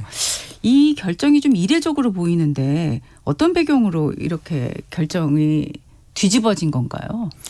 일단은 기본적으로 이번에 사무 4강 공천을 하겠다고 그랬잖아요. 예. 그래서 그 예비 후보 자격 심사 단계에서 그 부적격 판정을 받지 않은 이상은 경선을 원칙으로 하겠다. 이것이 이제 당의 방침이었지 않습니까? 네네. 그런데 이번에 이제 경기도당에서 심사를 했는데 이제 그런 규정이 있어요. 그러니까 적합도 조사를 후보 간에 했는데 네. 그게 20% 이상 차이가 나면 단수 공천을 줄 수 있는 그런 기준들이 있거든요. 네네. 거기에 맞춰서 한 곳인데 그럼에도 불구하고 그 사무 4강 공천 원칙에 의해서 그 재심에서 네. 그냥 그 경선을 하라라고 결정을 한 것 같습니다. 예, 알겠습니다. 오늘 말씀 여기까지 듣겠습니다. 네. 고맙습니다. 네, 고맙습니다. 지금까지 더불어민주당 원내대변인인 김현정 의원과 말씀 나눴습니다. 전격 인터뷰 2부로 이어가겠습니다.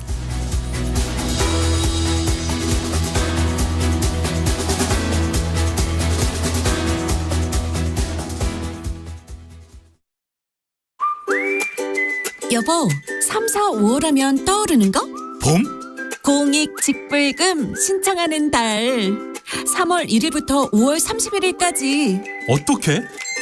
휴대폰 문자가 오면 신청하는 간편 신청. 읍면동 행정복지센터에서 신청하는 대면 신청. 새롭게 추가 농업 이지 사이트에서 신청하는 온라인 신청. 신청이 불가한 농지도 있으니 공익직불제 콜센터 1334나 읍면동에 꼭 확인하세요. 본 캠페인은 농림축산식품부와 국립농산물품질관리원이 함께합니다.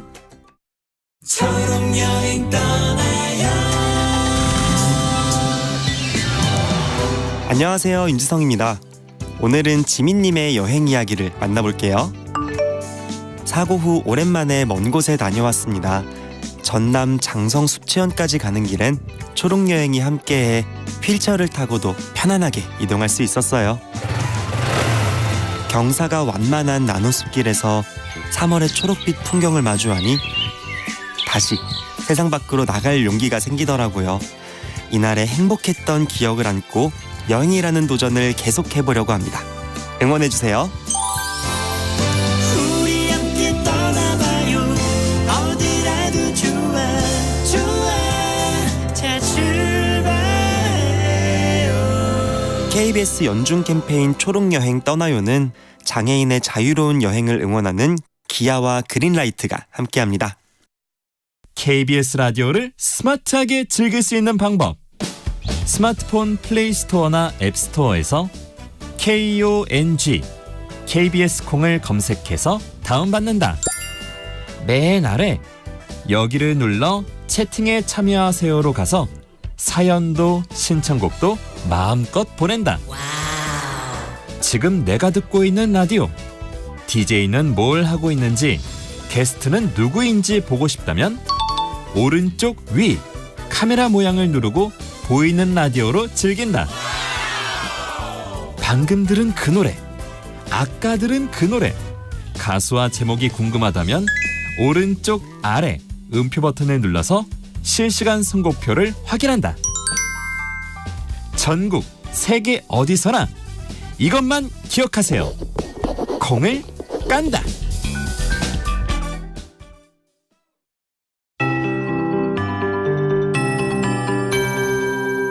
KBS 58분 날씨. 현재 일부 중부지방과 경북을 중심으로 약하게 비가 내리는 곳이 있습니다. 비구름이 동쪽으로 이동하면서 수도권 등 서쪽 지역은 비가 대부분 잦아들고 있는데요. 오전 중에는 비가 대부분 그치겠고 동해안 지역은 오후까지 이어지는 곳이 있겠습니다. 예상되는 비의 양은 동해안 지역에 5에서 20, 서울 등 그 밖의 지역은 5mm 안팎입니다. 오후까지 강한 바람에도 유의하셔야겠는데요. 경북 동해안과 부산, 울산과 제주도에는 강풍주의보가, 울릉도 독도에는 강풍경보가 발효됐습니다. 이들 지역에는 초속 20m 이상의 돌풍이 부는 곳이 있겠습니다. 시설물 관리 잘해 주셔야겠습니다. 전국이 대체로 흐리다가 오후부터는 하늘에 가끔 구름만 많겠습니다. 오늘 전국 대부분 지역의 공기질은 양호하겠는데요. 다만 인천은 일평균 초미세먼지 농도 나쁨 수준을 보이겠고요. 서울과 경기 남부는 오전 한때 먼지 농도가 높겠습니다. 비가 온 뒤에도 당분간 기온은 평년보다 높겠고요. 일교차도 크게 나겠습니다. 한낮에 서울 19도, 춘천과 대구 18도, 광주 21도까지 오르겠고 다만 동해안 지역은 속초 10도, 강릉 13도에 머물겠습니다. 현재 서울의 기온은 11.2도입니다. 조하늘입니다.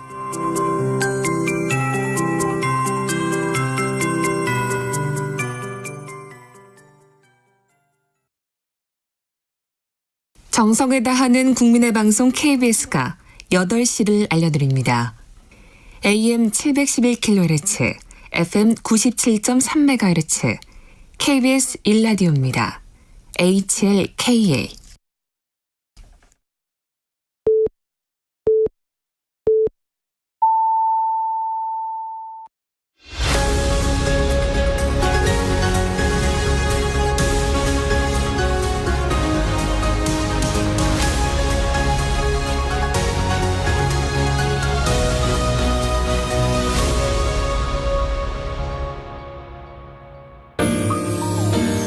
대한민국 중심 채널 KBS 1라디오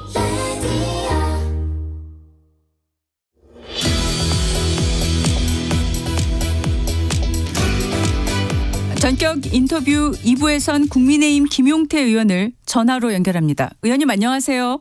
예, 안녕하세요. 경기 포천 가평 김용태입니다. 네. 자, 어제 그 장동혁 대표와 이준석 개혁신당 대표가 비공개 오찬 회동을 가졌다는 보도가 나왔습니다.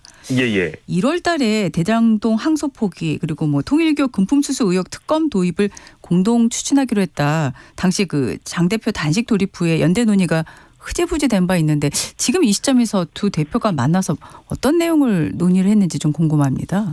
글쎄 뭐 제가 그 논의 내용에 대해서 정확하게 전달되진 않았지만 네. 다만 제가 추측하기로는 어찌되었든 지금 민주당이 뭐 상식적이지 않은 그런 여러 가지 사건들에 대한 조작 기소라고 규정해버리고 이걸 국정조사까지 하겠다는 거 아니겠습니까? 네. 그러니까 이거 굉장히 상식적이지 않은 상황에서 국민의힘이나 개혁신당이나 여기에 대한 공조, 대응에 대한 논의들을 한번 해봤을 수 있지 않았을까 개인적으로 생각이 됩니다. 네. 그 말씀하신 대로 지금 조작 기소 국조 특위 네. 이 지금 시점에서 지금 민주당에서 그 대북소급 사건을 담당한 박상용 검사의 녹취록을 공개하고 지금 비판하고 있는데요. 네. 이재명 대통령을 주범으로 몰아가려고 했다. 이런 의혹을 제기하고 있고요. 의원님은 이 녹취 내용 어떻게 들으셨습니까? 근데 그 녹취대로 내용을 일부분만 듣고는 판단하기가 말 그대로 일각에서 얘기했던 것처럼 형량을 거래했다라든지 이런 것을 알기는 어려울 것 같고요. 전체적인 내용을 한번 들어봐야 판단이 되지 않을까 그렇게 생각이 좀 들고요. 네. 저도 어찌되었든 이번 국정조사와 관련해가지고 조금 우리가 물론 이제 국회에서 국조특위를 하게 되었지만 저희가 필리버스터도 하고 막으려고 최대한 노력했지만 네. 사실 이것이 상식적이지 않은 상황이라고 생각해요. 공소 취소에 대한 부분은 법적으로 명확히 나와 있고 네. 또 1심 판결 전까지 검사가 어떤 증거가 부족하거나 혹은 어떤 판결이 나올 걸로 예상됐을 때 법적으로 할 수 있는 절차가 있는데 이미 대법원 판결이 끝난 사건까지 국회에서 들여다보는 국정조사 특위를 한다라는 것 자체가 글쎄요, 저는 비정상적이고 비상식적인 상황들 아닌가 생각이 듭니다. 네. 앞서 그 이준석 대표와 장동혁 대표의 오찬 회동 얘기를 했는데 지금 이런 상황에서 양당이 공동으로 공조할 수 있는 거는 지금 말씀하신 앞서 얘기하신 그 조작기소 국정조사 특위 이게 좀 중심이 될 거라고 생각하십니까? 물론 이제 물밑에서 선거에 대한 부분 저희가 이제 지방선거도 있다 보니까 선거에 대한 논의도 할 수 있겠지만 그것보다는 어찌되었든 민주당이 계속해서 많은 의석을 가지고 있으면서 상식적이지 못한 행동들을 하는 거에 대해서 두 정당이 논의할 수 있는 부분, 특히 공소 취소에 대한 부분들을 논의할 수 있지 않을까 생각이 드는데요. 네, 알겠습니다. 어제 대구시장 예비후보 토론회 6분이 지금 참여하셔서 진행이 됐는데 토론회 혹시 보셨습니까? 전체적인 내용은 다 보지 못했고 간략하게 내용을 봤습니다. 네, 지금 그 주호영 의원이 가처분 신청을 내놓은 상태에서 이제 그 대구시장 경선 절차는 좀 돌입을 한 상황이지 않습니까? 예. 가처분 결과가 뭐 빠르면 이번 주에 나올 수 있다라는 그 예상들이 있어서요. 지금 이렇게 되면 가처분 결과가 뭐 어떻게 나올지는 지금으로서는 알 수 없지만 경선 절차가 진행이 되는데 또 상당한 좀 혼선이 있을 가능성도 좀 배제할 수는 없을 것 같은데 어떻게 생각하세요? 그렇죠. 과거에 어떤 공천 과정에 대해서 가처분을 신청했었고 인용됐던 사례가 있었기 때문에 주호영 의원 건과 관련해서도 아직 재판부가 어떤 판결을 내릴지가 예측하고 판단하기가 굉장히 어려운 부분이 있고요. 네. 인용될 가능성과 기각될 가능성 모두 염두에 둬야 되는데 이걸 염두에 두고 경선을 진행한다는 것 자체가 앵커가 지적하셨던 것처럼 불안정해 보이고 불확실해 보이다 보니까 유권자분들이나 저희 당원분들이 봤을 때 굉장히 불안한 느낌을 들으실 수 있을 거라고 생각이 들고요. 네. 공관위가 같은 내용인데요. 공관위가 왜 이런 자꾸 당원들이나 유권자들 눈에 납득되지 못할 그런 명분으로 여론조사 1, 2위 후보를 컷오프했는지는 아직까지도 지금 저희가 여진이 계속 있는 거 아니겠습니까? 예. 좀 당황스러운 그런 행동들이 있어가지고 좀 지켜봐야 될 것 같습니다. 네. 어제 저희 프로그램과 인터뷰에서 주호영 의원이 지금 이번 사태는 보수정당의 고질적인 공천농단이다. 이렇게 비판을 했어요. 이 비판에 대해서 동의하십니까? 저는 4년 전에 지방선거 때도 제가 당 지도부로서 지방선거를 관리했었던 기억이 있고요. 네. 그래도 4년 전에는 뭐 여러 가지 각 지역에서 공천 과정에서 정말 이른바 여론조사 1, 2, 3위를 컷오프하려고 할 때 제가 최고위원으로 많은 최고위원들과 반대도 하고 바꾼 경험도 있습니다만 이번에 또다시 이런 행태들이 반복되는 거에 대해서 굉장히 아쉽고 뭐랄까요. 당원의 한 사람으로서 왜 이런 일이 계속 반복되는지 잘 모르겠습니다. 저희가 지금 언론에 소개된 게 이제 대구시장 경선 과정인데 네. 그 50만 이상 기초단체 지역구 선거구 경선 내용만 들여다봐도 이 부분들이 이제 언론에 많은 주목받지 못하고 있는데 여기서도 비슷한 일들이 많이 벌어지고 있거든요. 네, 여론조사 그렇더라고요. 다른 지역만 하더라도 1, 2위를 컷오프시키는 행태들이 여러 곳에서 지금 발생하고 있어서 도대체 공천 관리라는 것을 어떻게 하고 있는지 저는 납득이 잘 안 되고 왜 이런 일이 반복되는지 보수정당이라고 하면 어찌됐든 명분과 이 당원들이 어떤 공정한 룰 이런 게 굉장히 중요할 텐데 이런 것들을 왜 자꾸 깨고 이런 반복되는지 의아하고 정말 당황스럽습니다. 네. 공관위 구성에 대한 문제 제기를 하시는 분도 있고요. 또 그동안의 그 보수정당에서 공천이 좀 비슷한 흐름을 보여왔다. 이런 지적을 하시는 분도 있는데 동의하십니까? 과거에도 뭐 비슷한 양상들을 보였지만 그래도 과거에는 바뀌려고 하거나 아니면 누가 중간에서 제동을 걸거나 바뀌는 것들인데 이번 공천 과정은 글쎄요. 그런 것들이 좀 적은 것 같아서 매우 아쉽고 최고위원분들이 여기에 대해서는 좀 적극적으로 그러니까 공천의 어떤 관리라는 측면에 있어서 물론 공관위가 있지만 공관위가 일반 당원이라든지 유권자의 생각과 벗어나는 행동을 할 때는 당 지도부가 좀 명확하게 선을 그어줄 필요가 있지 않나 더 적극적인 역할이 필요하지 않나 생각을 듭니다. 네, 주 의원이 컷오프 경선 배제 효력 정지 가처분뿐만 아니라 경선 절차 전체를 멈춰달라는 가처분 신청도 가능하다 이런 언급을 하셨거든요. 이 내용은 어떻게 들으셨습니까?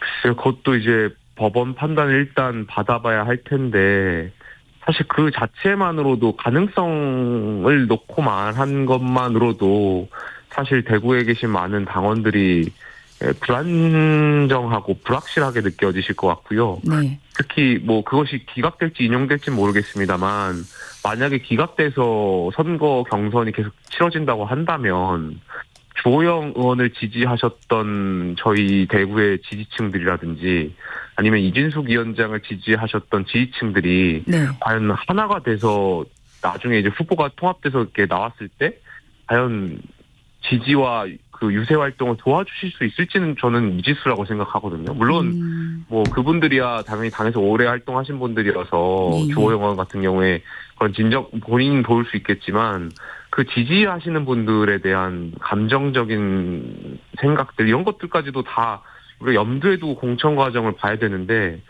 그런 것을 좀 배제하고 하다 보니까 너무 근시안적으로 본 거 아닌가 생각이 듭니다. 네. 이진숙 전 위원장 같은 경우에는 아예 선거 운동을 하는 것 같은 상황이에요. 예. 그래서 지금 대구시장 경선에서는 배제됐지만 이제 무소속 출마를 염두에 두고 하고 있는 거다. 이렇게들 분석들 하시는데 어떻게 생각하십니까? 뭐 무소속을 출마하실지 아니면 그 대구시장 후보가 결정돼서 그 지역에 국회의원 재보궐 선거에 출마할지는 잘 모르겠습니다만 물론 이제 후자로 해석하시는 분들도 꽤 계신 것 같아서 네. 그러니까 과거에 저희가 공관위가 이진숙 위원장을 국회 입성을 위해서 컷오프한 거 아니냐 이러한 해석을 내놓으신 분들도 많으셨잖아요. 이런 부분까지도 또 예측이나 추측되는 부분이 있어서 무소속으로 대구시장을 나올지 아니면 재보궐로 출마할지를 봐야 될 것 같은데 네. 아무래도 무소속 대구시장 출마보다는 국회의원 재보궐 경선이라든지 이런 걸 출마할 가능성이 높지 않을까 생각이 드는데요. 예. 김부겸 전 총리가 어제 대구시장 출마를 공식 선언했는데 어떻게 보셨습니까? 김부겸 전 총리 같은 경우에 과거에 대구에서 국회의원도 하셨고 또 저희 당 출신이었던 적도 있었고 네. 또 행정 경험하신 분 여러 가지 측면에서 대구시장으로 출마 이제 선언하셨으니까 나오시면 저희 국민의힘 입장에서는 그렇게 쉬운 상대라고 생각하지 않고 당연히 어려운 상대라고 생각이 드는데 네. 아마 어제 그 출마 선언문을 보다 보니까 이 보수 정당을 만들겠다라고 하신 말씀 아닌가 생각이 좀 들었어요. 그 내용 중에 네. 국민의힘이 보수를 버려야 보수가 산다 뭐 이런 뉘앙스의 말씀들이 있었던 것 같은데 네네. 결과적으로 그 본인들이 보수당을 만들겠다라는 생각들을 은연중에 말씀하신 거 아닌가 저는 거기까지 생각을 해봤습니다. 네. 그 실제로 이제 선거가 진행이 되고 선거운동이 진행되고 투표로 이제 가게 되면 이번 대구시장 선거 승패 어떻게 생각하세요? 전국 선거이고 대구 선거에서도 최근에 여론조사를 보면 저희가 쉽지 않다라는 것을 느끼고 있습니다. 제가 구체적인 수치를 말씀드리지 않겠지만 어떤 여론조사에서는 양자나 다자나 저희가 물론 오차범위 내에도 있었지만 지는 여론조사도 나왔었고요. 네. 굉장히 녹록지 않은 선거라고 생각합니다. 다만 이것이 선거 결과로 과연 이어질지는 좀 지켜봐야겠지만 어찌되었든 저희도 후보가 결정되고 그리고 당 지도부가 저는 기본적으로 대구의 많은 시민분들도 국민의힘이 이대로 가서는 안 된다라는 생각들을 많이 하실 것 같아요. 지금 장동혁 지도부라든지 네. 지금 최고위원분들이 하는 발언이나 지난 6개월 동안의 행동들을 보면 대구에 계셨던 우리 보수의 당원분들이 이대로 국민의힘이 망가지는 것을 볼 수만 없다. 이런 것들을 생각에 많이 계신 거잖아요. 그러다 보니까 이번에 국민의힘에 따끔하게 한번 혼내줘야겠다. 그냥 애정어린 그런 생각들이 많이 녹아 계실 거라고 생각이 듭니다. 네. 남은 선거 기간 동안 그리고 앞으로 우리가 어떤 개혁과 혁신을 보수정당을 이끌어가겠다. 이런 말씀을 드리고 그분들을 설득한다면 대구에서 저희가 이길 수 있는 그런 상황들이 전제되지 않을까 생각이 듭니다. 네. 경기지사는 어제 지금 민주당 같은 경우에는 후보 3인이 토론회까지 했는데 국민의힘은 아직 결정도 못했어요. 그렇습니다. 지금 이 상황 어떻게 타개해야 되는 걸까요? 제가 경기도의 국회의원이고 경기도의 많은 시민들 만났을 때 아직도 도지사 후보를 내놓지 못하고 있고 경기도 선거 정말 어렵거든요. 네. 그러니까 아까 대구에서도 같은 말씀이지만 국민의힘이 이대로 되겠냐. 심지어 경기도의 광역의원들 특히 기초단체장 중에 저희가 후보를 못 낸 곳도 꽤 있습니다. 이렇게 선거 치를 수 있겠냐. 네. 이런 것들이 있고 제가 지금 그 4.3 주간도 있고 제주에 일정에 있어서 제주 출장을 와 있는데요. 예예. 정말 그 경기도에서도 어렵지만 제주에 어제 출마자들하고 제주 당직자들하고 많이 만났어요. 예예. 굉장히 심각한 얘기들을 많이 말씀하셔가지고 예. 그러니까 당 지도부가 제주도 안 왔으면 좋겠다 이런 말씀들을 하시는 거예요. 아, 저희가 그렇습니까? 4.3 주간이 있고 이제 금요일 날 4.3의 행사가 있는데 그렇죠. 예. 여기에 당대표가 오시는 게 굉장히 제주도의 유권자분들 느끼시기에 반발과 이런 것들이 한번 왔다 가셔서 이런 발언들을 하시면 제주도에서 뛰고 있는 우리 많은 후보들이 굉장히 많은 그런 영향을 받는다. 네. 그래서 굉장히 이 불편하신 말씀들 많이 하더라고요. 예. 그러니까 지난 6개월 동안 국민의힘이 잘못한 거에 대해서 지금 아마 앵커님께서도 이제 제주 KBS의 취재라든지 이런 걸 해보시면 알겠지만 예예. 제주도 상황이 굉장히 어렵다라는 걸 느낄 수 있어가지고 예. 굉장히 마음이 아팠고요. 네네. 뭐 경기도나 제주도나 네. 지금 17개 광역시도 모두가 지금 우리 당에 대한 비토라든지 이런 게 많아지는 것 같아서 굉장히 안타깝다라는 생각을 느끼고 있습니다. 안 그래도 지금 일부 지역에서 국민의힘 후보들이 국민의힘 상징색인 빨간색 복장 대신에 흰색 복장을 한다 이런 보도가 이미 나오고 있지 않습니까?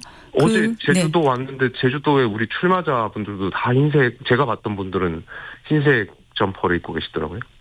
그리고 심지어 제주도에 32개의 광역의원 후보 지역구가 있는데 도의원. 네. 제주 을지역 같은 경우 10개 선거구가 제가 정확한 수치가 10개인지 11개인지 네. 다시 봐야 되겠는데 거기에 저희 후보를 한 번도 내지 못했대요 지금.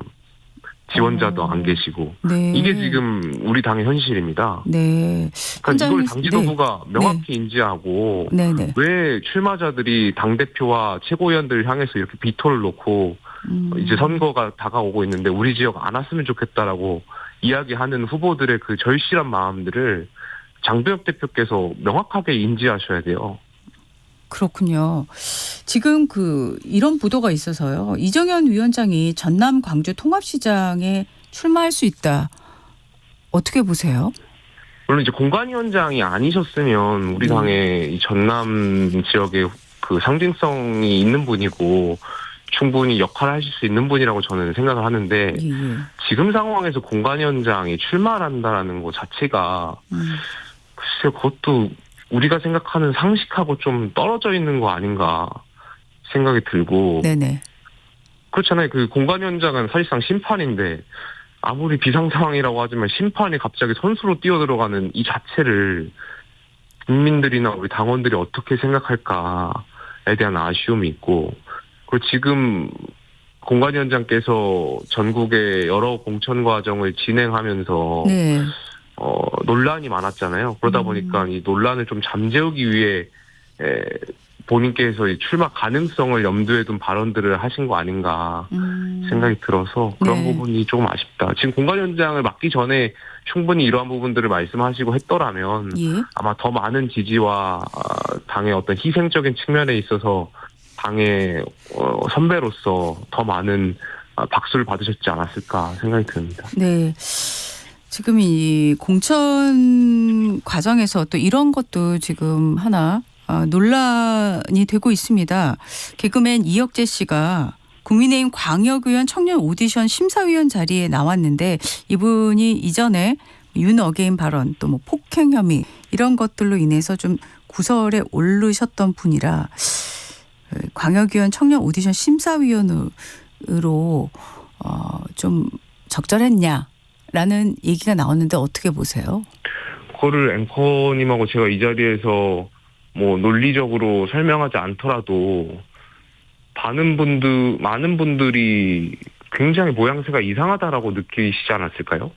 그러니까 과거에 폭행 전과 같은 것들에 대해서 저희가 공천 후보자들 기준으로 공천 배제 기준에 부적격 사유에 이제 폭행 전과라든지 이런 것들이 명시되어 있습니다.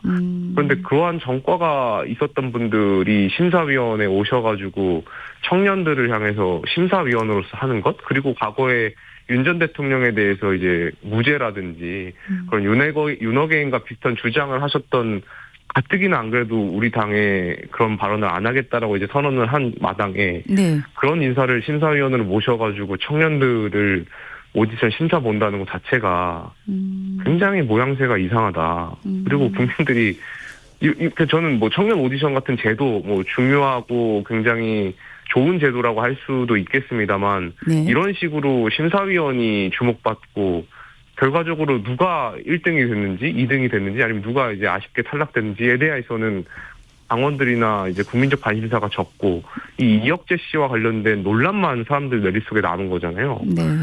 당대표부터 시작해서 최고위원분들이 이 전국 선거에 대한 경험이 없으셔서 그렇게 자꾸 이런 일들이 발생하는지 잘 모르겠는데 네.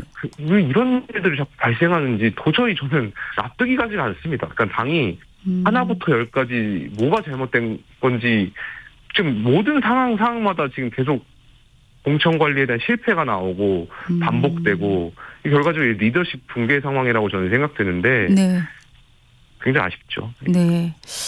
또 보도가 나온 내용이라 질문을 좀 드려야 될 것 같습니다. 그 서울 마포갑 지역구 시구 의원들이 국민의힘 지역구 시구 의원들이 18개월 동안 모두 2,500만 원 정도를 조정은 의원 측근에게 입금했다는 의혹이 보도가 됐고요. 조정은 의원은 관련 의혹을 전면 부인하고는 있는데 어제 보니까 시당 위원장인 배현진 의원이 시당 차원에서 조사와 논의에 돌입하겠다. 지금 이렇게 SNS에 밝혔거든요.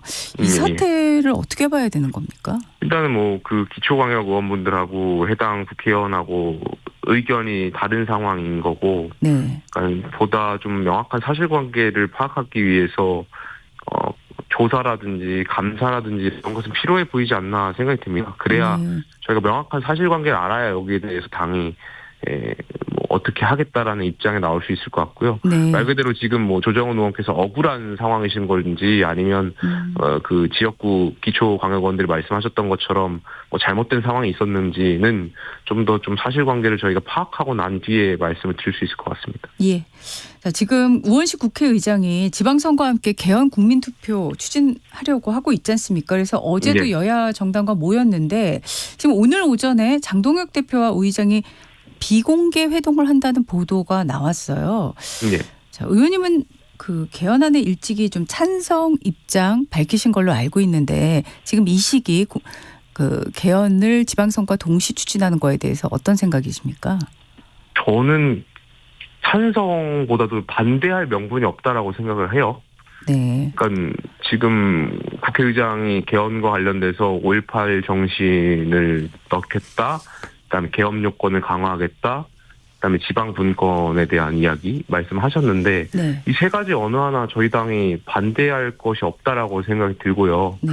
특히 5.18 정신 같은 경우는 전임 정부에서 저희가 국민들께 개헌하겠다고 약속한 드린 부분인데 지금 상황에서 우리 스스로 이것을 반대할 명분이 부족하지 않나 생각이 들고 네. 저는 이제 의장께서 이렇게 뭐 하자 이렇게 포지티브적인 이야기를 이제 하셨는데 예. 그렇다면 최소한 우리 원내 정당들끼리 모여가지고 만약에 이게 합의가 안 된다면 뭘 반대하는지, 그러니까 네거티브에서 뭘 빼야 되고 이번 개헌에서 뭘 논의하지 말아야 되는지에 대한 일단 합의를 하고 거기에 대해서 좀 이 개헌에 대한 이야기들이 진전되는 것이 필요하지 않나 이런 생각도 좀 해봤고요. 네네. 그러니까 저희 지도부가 좀 현명하게 판단을 하셔야 될 텐데, 네. 그러니까 물론 이제 그 대통령의 어떤 연임에 대한 부분, 이런 부분들 권력 구조에 대해서 특히 뭐 중임이라든지 연임, 특히 연임에 대한 부분들을 많은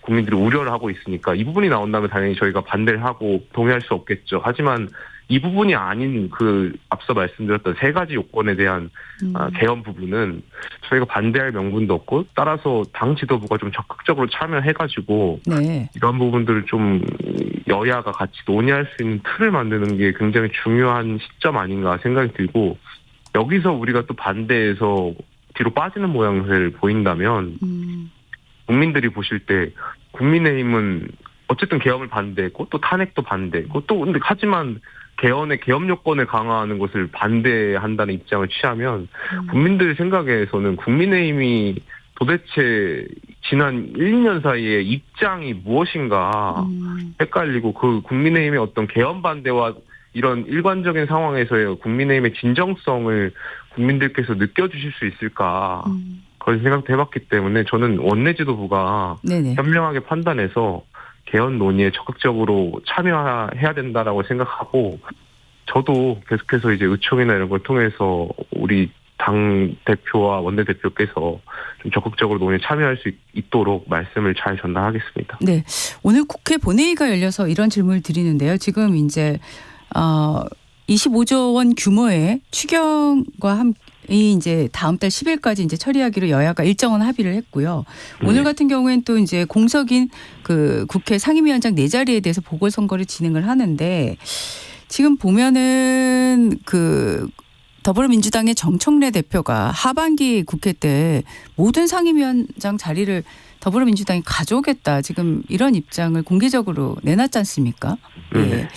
지금 국민의힘에서 지금 7개 위원장 자리를 갖고 있는데 이 지금 상황대로 가면은 실제로 민주당이 구상하고 있는 대로 갈 가능성이 있는데 여야가 어떻게 협의를 좀 해야 된다고 생각하세요? 그러니까 정청래 대표께서는 민주주의에 대한 이해가 굉장히 부족하시다라고 생각이 들고요. 그러다 보니까 굉장히 오만한 행동과 발언들을 하시는 거라고 생각이 듭니다. 그러니까 민주주의에 있어서 이 비례적 대표성이라는 거 굉장히 중요한 거고 물론 지금 과반 의석은 민주당이 가지고 있지만 저희 국민의힘도 107석을 가진 정당으로서 네. 국민들께서 이제 지지하셨던 정당 아니겠습니까? 그럼 거기에 걸맞게 또 국회 관행에 걸맞게 여야가 비례적 대표성에 따라서 상임위원장에 대한 배분 문제는 오랫동안 여야의 합의와 관행에 대한 부분인데 그걸 무시하고 그냥 의석이 많다라는 이유로 민주당이 독식하겠다 이렇게 생각하는 것은 견제와 균형이라는 차원에서도 전혀 본인들이 이제 그런 견제를 받지 않겠다라는 입장을 또 선언하신 것이고 네. 그러니까 민주주의에 대한 몰이해가 이런 행동이나 언행들을 부르셨다라고 생각이 들고 제발 일단 대통령께서도 국민통합 이야기하고 하시잖아요.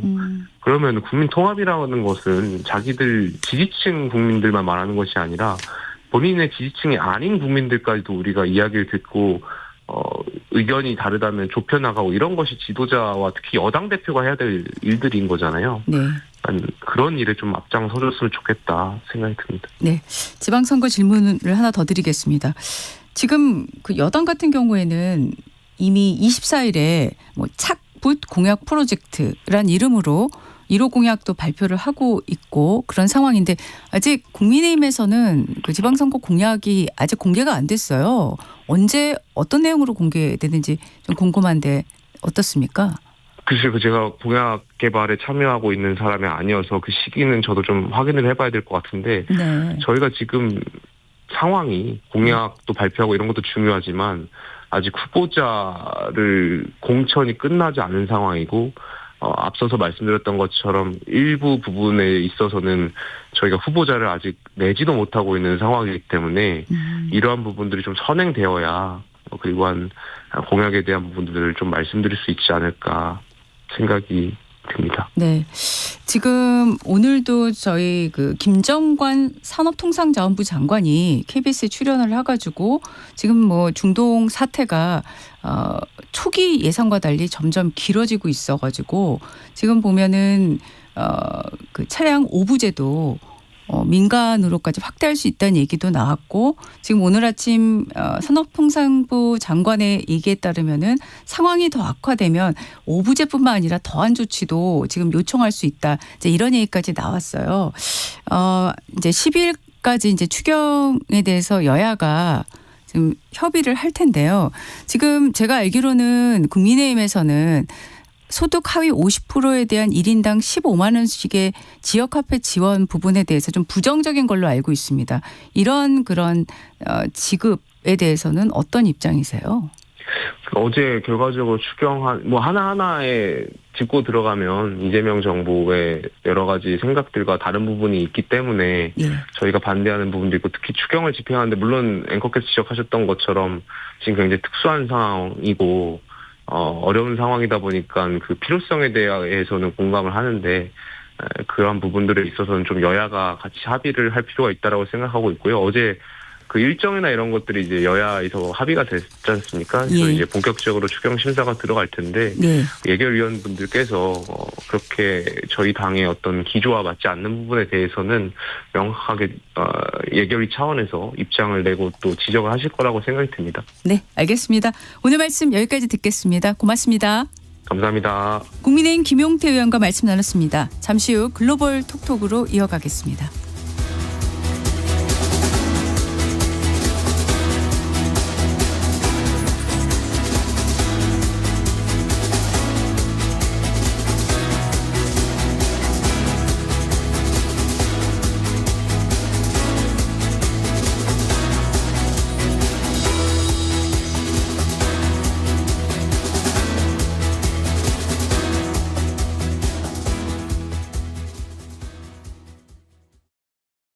잠시 후 8시 반부터 일부 지역국에서는 해당 지역 방송을 보내드립니다.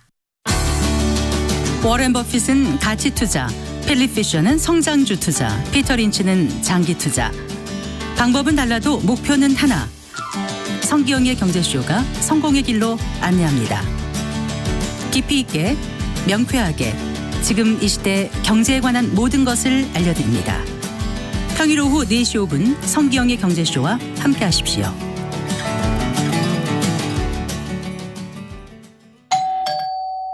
편지 왔습니다.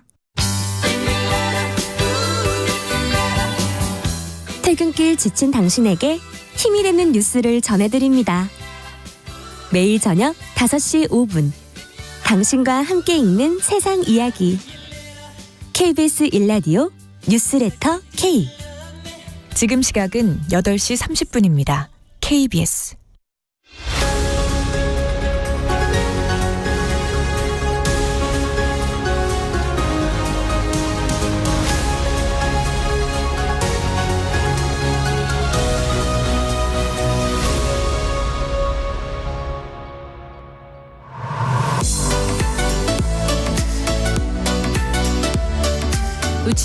놓치지 말아야 할 글로벌 소식, 맥락이 있는 국제 뉴스를 전해드리는 글로벌 톡톡 시간입니다. 조윤주 외신캐스터 나와 있습니다. 어서 오십시오. 네, 안녕하세요. 네. 생각보다 점점 더 전쟁이 길어지고 있는데 네. 무주타파 하메네이는 지금 모습은 드러내지 않은 채 세 번째 메시지를 발표했어요. 네, 그렇습니다. 이제 29일과 30일 뭐 두 차례 나왔다는 얘기도 있고요. 일단 29일은 이스라엘 언론인 타임스 오브 이스라엘이 이제 이란 쪽에서 방송한 걸 가지고 인용해서 보도를 한 건데요. 네. 이란의 반관영 통신인 타스님 통신이 보도를 했습니다.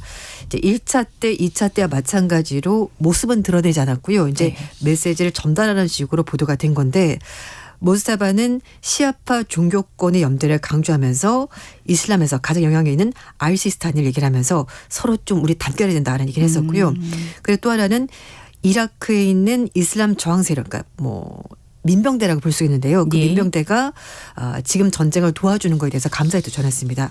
알려진 바로는 친이란 민병대가 드론을 동원해서 뭐 적기지를 공격했다는 얘기가 나오고 있거든요. 지금 뭐 헤즈볼라도 활동하고 있고 후티 반군까지 지금 합류를 한 상황이기 때문에 친이란 세력들이 이번 전쟁에 좀 가담을 하고 있다라 봐야 될 것 같습니다. 모스타바가 12일 날 첫 번째 메시지 발표했고요. 그때는 미국과 이스라엘에 대해서 피해 복수를 하겠다라고 말했었습니다. 네. 그리고 20일 날 이란 명절인 새해인데 그때 누루즈 명절 때 두 번째 메시지를 발표했는데 그때는 결사항전 의지를 다졌습니다.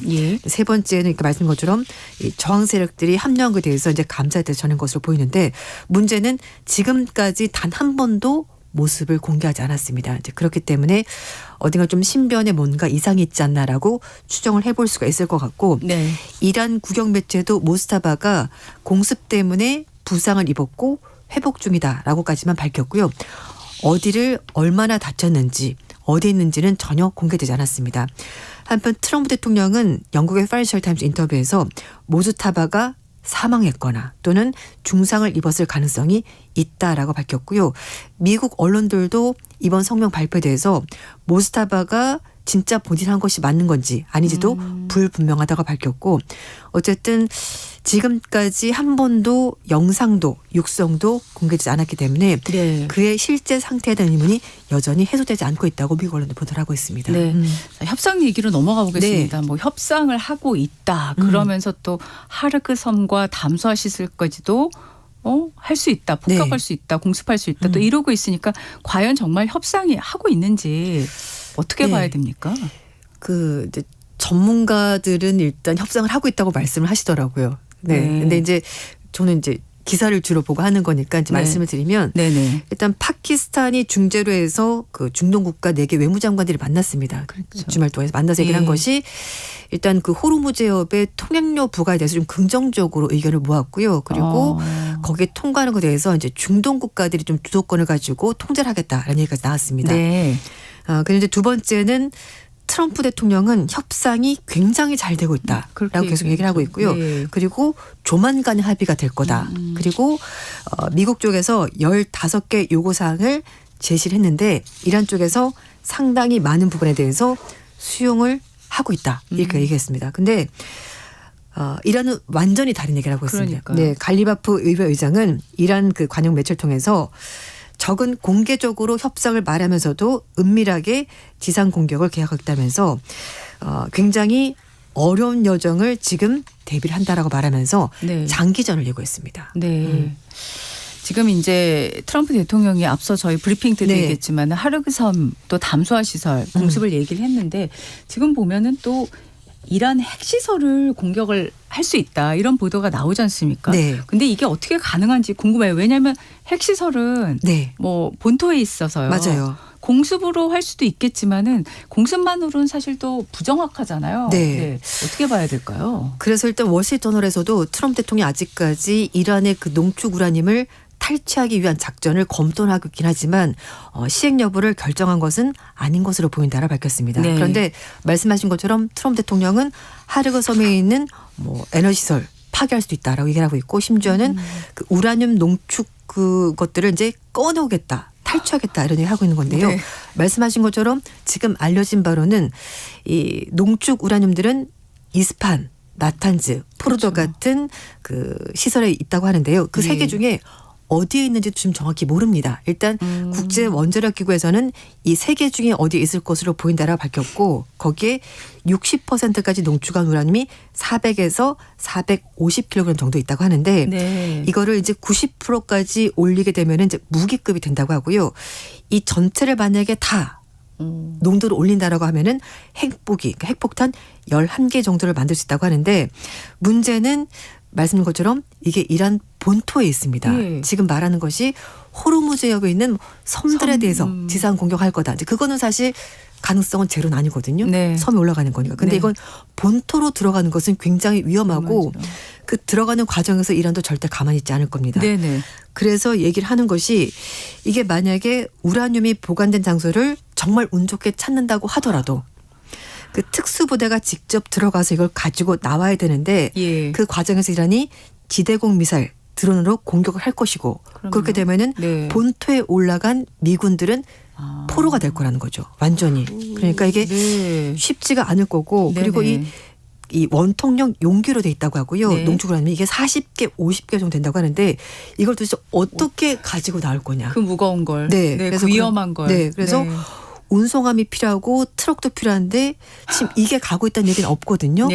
그러니까 일단 트럼프 대통령 얘기를 다 믿을 수는 없긴 합니다만 그러나 트럼프 대통령은 이제 뭐 전 세계인들 다 아실 겁니다.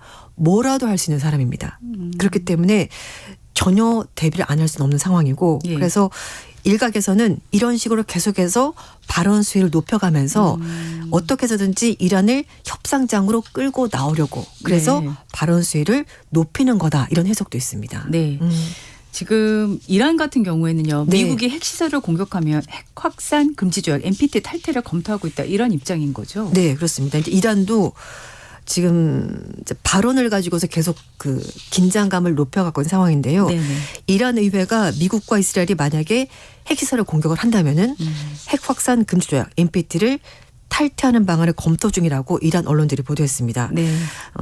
이제 이란의 불만은 이런 거죠. 왜냐하면은 지금 전쟁이 시작되고 나서 미국이 늘 줄기차게 주장하는 것이 이란이 핵무기를 개발하려고 한다. 그래서 농축 우란도 가지고 있다는 말을 하면서도 한편에서는 지금 그 민간용으로 사용되는 부시에르 원전 여기를 지금 3번 공격했거든요. 네, 네. 그러니까 이런 식이라면은 국제 원자력 기구에서도 이란의 평화로운 핵 사용을 보호해주지 못하고 있는데 이란이 굳이 이런 위험까지 감수하면서 NPT에 남아 있어야 되는지 잘 모르겠다라고 말하면서 국제 원자력 기구에 대해서도 불만을 표시하는 겁니다. 네네. 그러면서 NPT를 탈퇴한다고 해서 핵무기를 바로 가져가겠다, 보유하겠다 그런 의미가 아니라 네. 국제 원자력 기구 사찰을 빌미로 해서 미국과 이스라엘이 이란에 들어와서 첩보 활동을 하려고 하기 때문에 그걸 차단하기 위해서 NPT에서 탈퇴하는 것도 고려를 해보겠다고 밝혔습니다.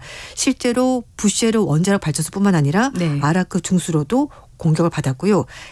야즈대에 있는 그 우라늄 농축 시설도 공격을 받았기 때문에 이란은 이런 부분 얘기를 하는 것이고 지금 이제 국제 원자력 기구도 태도가 불분명하다는 거죠. 국제기구인데 이걸 중립에 서가지고 네. 뭔가 교통정리를 해줘야 되는데 예. 지금 이란과 이스라엘이 공격하는 데에서 아무런 얘기를 하지 않고 있지 않냐. 그러니까 이란은 여기에 남아있고 싶지 않다라고 했었고요. 네. 또 하나는 29일 날 이란에 이제 국회의원 지냈던 사람이라고 하는데 이 사람이 강경파를 알린 사람이거든요. 네네. 카라니 박사라는 사람인데 이 사람이 그 좀 보수적인 일간지, 그러니까 정부 선전독으로 알려진 카야니 기금을 실어가지고 NPT 탈퇴하는 것도 생각할 필요가 있다라면서 9가지 조건을 제시했고 거기에 NPT 탈퇴가 포함이 돼 있었습니다. 네.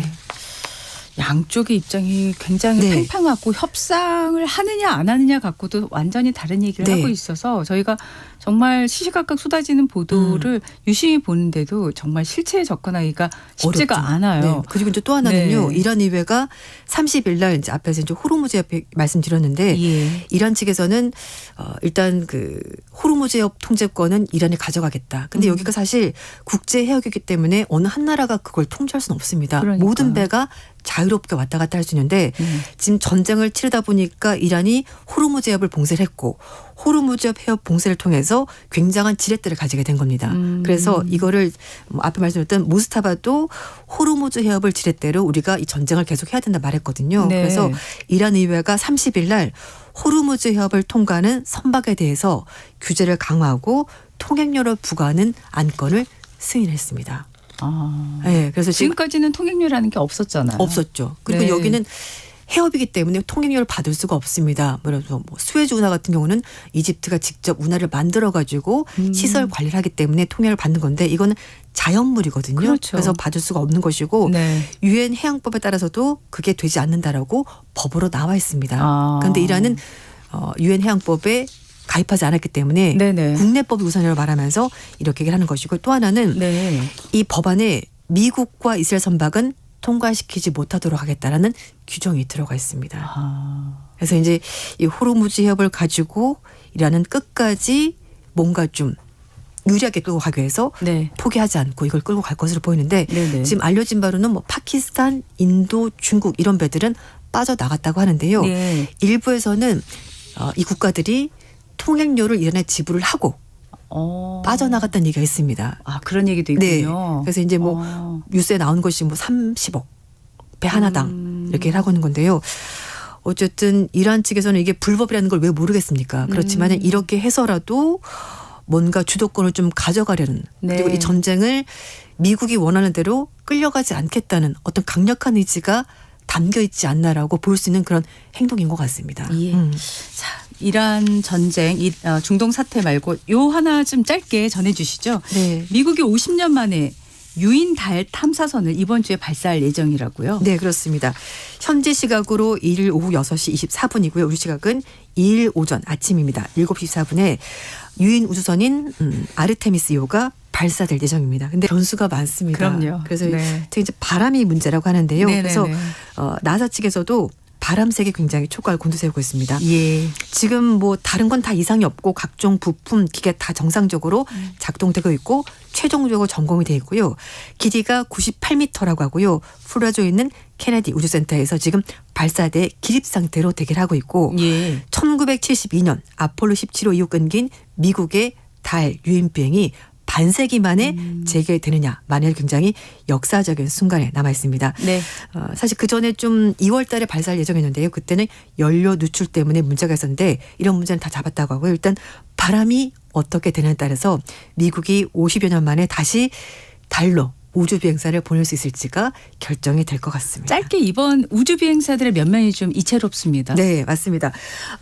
지금 뭐 사령관도 있고요. 파일럿도 있고 미션 전문가에서 총 4명이 들어간다고 하는데요. 네. 여기에 최초로 흑인, 여성 그리고 비미국인 비행 우주사가 동시에 참여하면서 아르테미스 또 프로그램에서 다양성, 국제협력 상승도 굉장히 크다고 볼 수가 있을 것 같습니다. 네. 오늘 말씀 여기까지 듣겠습니다. 지금까지 조윤주 외신캐스터였습니다. 고맙습니다. 네, 감사합니다. 날씨 정보 듣고 돌아오겠습니다. 전격시사 날씨 정보입니다.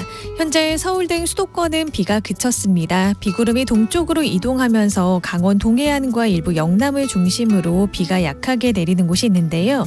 강원 동해안과 산지, 경북 동해안은 오후까지 비가 조금 더 이어지는 곳이 있겠고요. 비의 양은 5에서 20mm 정도가 되겠습니다. 오전까지는 전국이 대체로 흐리다가 오후부터는 하늘이 개겠습니다. 오후까지 강한 바람에 유의하셔야겠는데요. 부산과 울산, 경북 동해안과 제주도에는 강풍특보가 발효 중인 가운데 초속 20m 이상의 돌풍이 부는 곳이 있겠습니다. 또 그 밖에 남부지방과 강원 동해안, 충청 지역에도 바람이 강하게 부는 곳이 있어서 시설물 관리 잘 해주셔야겠습니다. 오늘 공기질은 대부분 양호하겠는데요. 다만 인천은 일평균 초미세먼지 농도 나쁨 수준, 서울과 경기 남부는 오전 한때 나쁨 수준을 보이겠습니다. 비가 그친 뒤에도 기온은 평년보다 높겠는데요. 오늘 낮 기온 서울 19도, 춘천과 대구 18도, 광주 21도까지 오르겠습니다. 다만 바람이 강하게 부는 동해안 지역은 속초가 10도, 강릉 13도에 머물겠습니다. 주말인 토요일에는 다시 전국에 비 소식이 나와 있습니다. 지금 서울의 기온은 11.9도, 조한일이었습니다.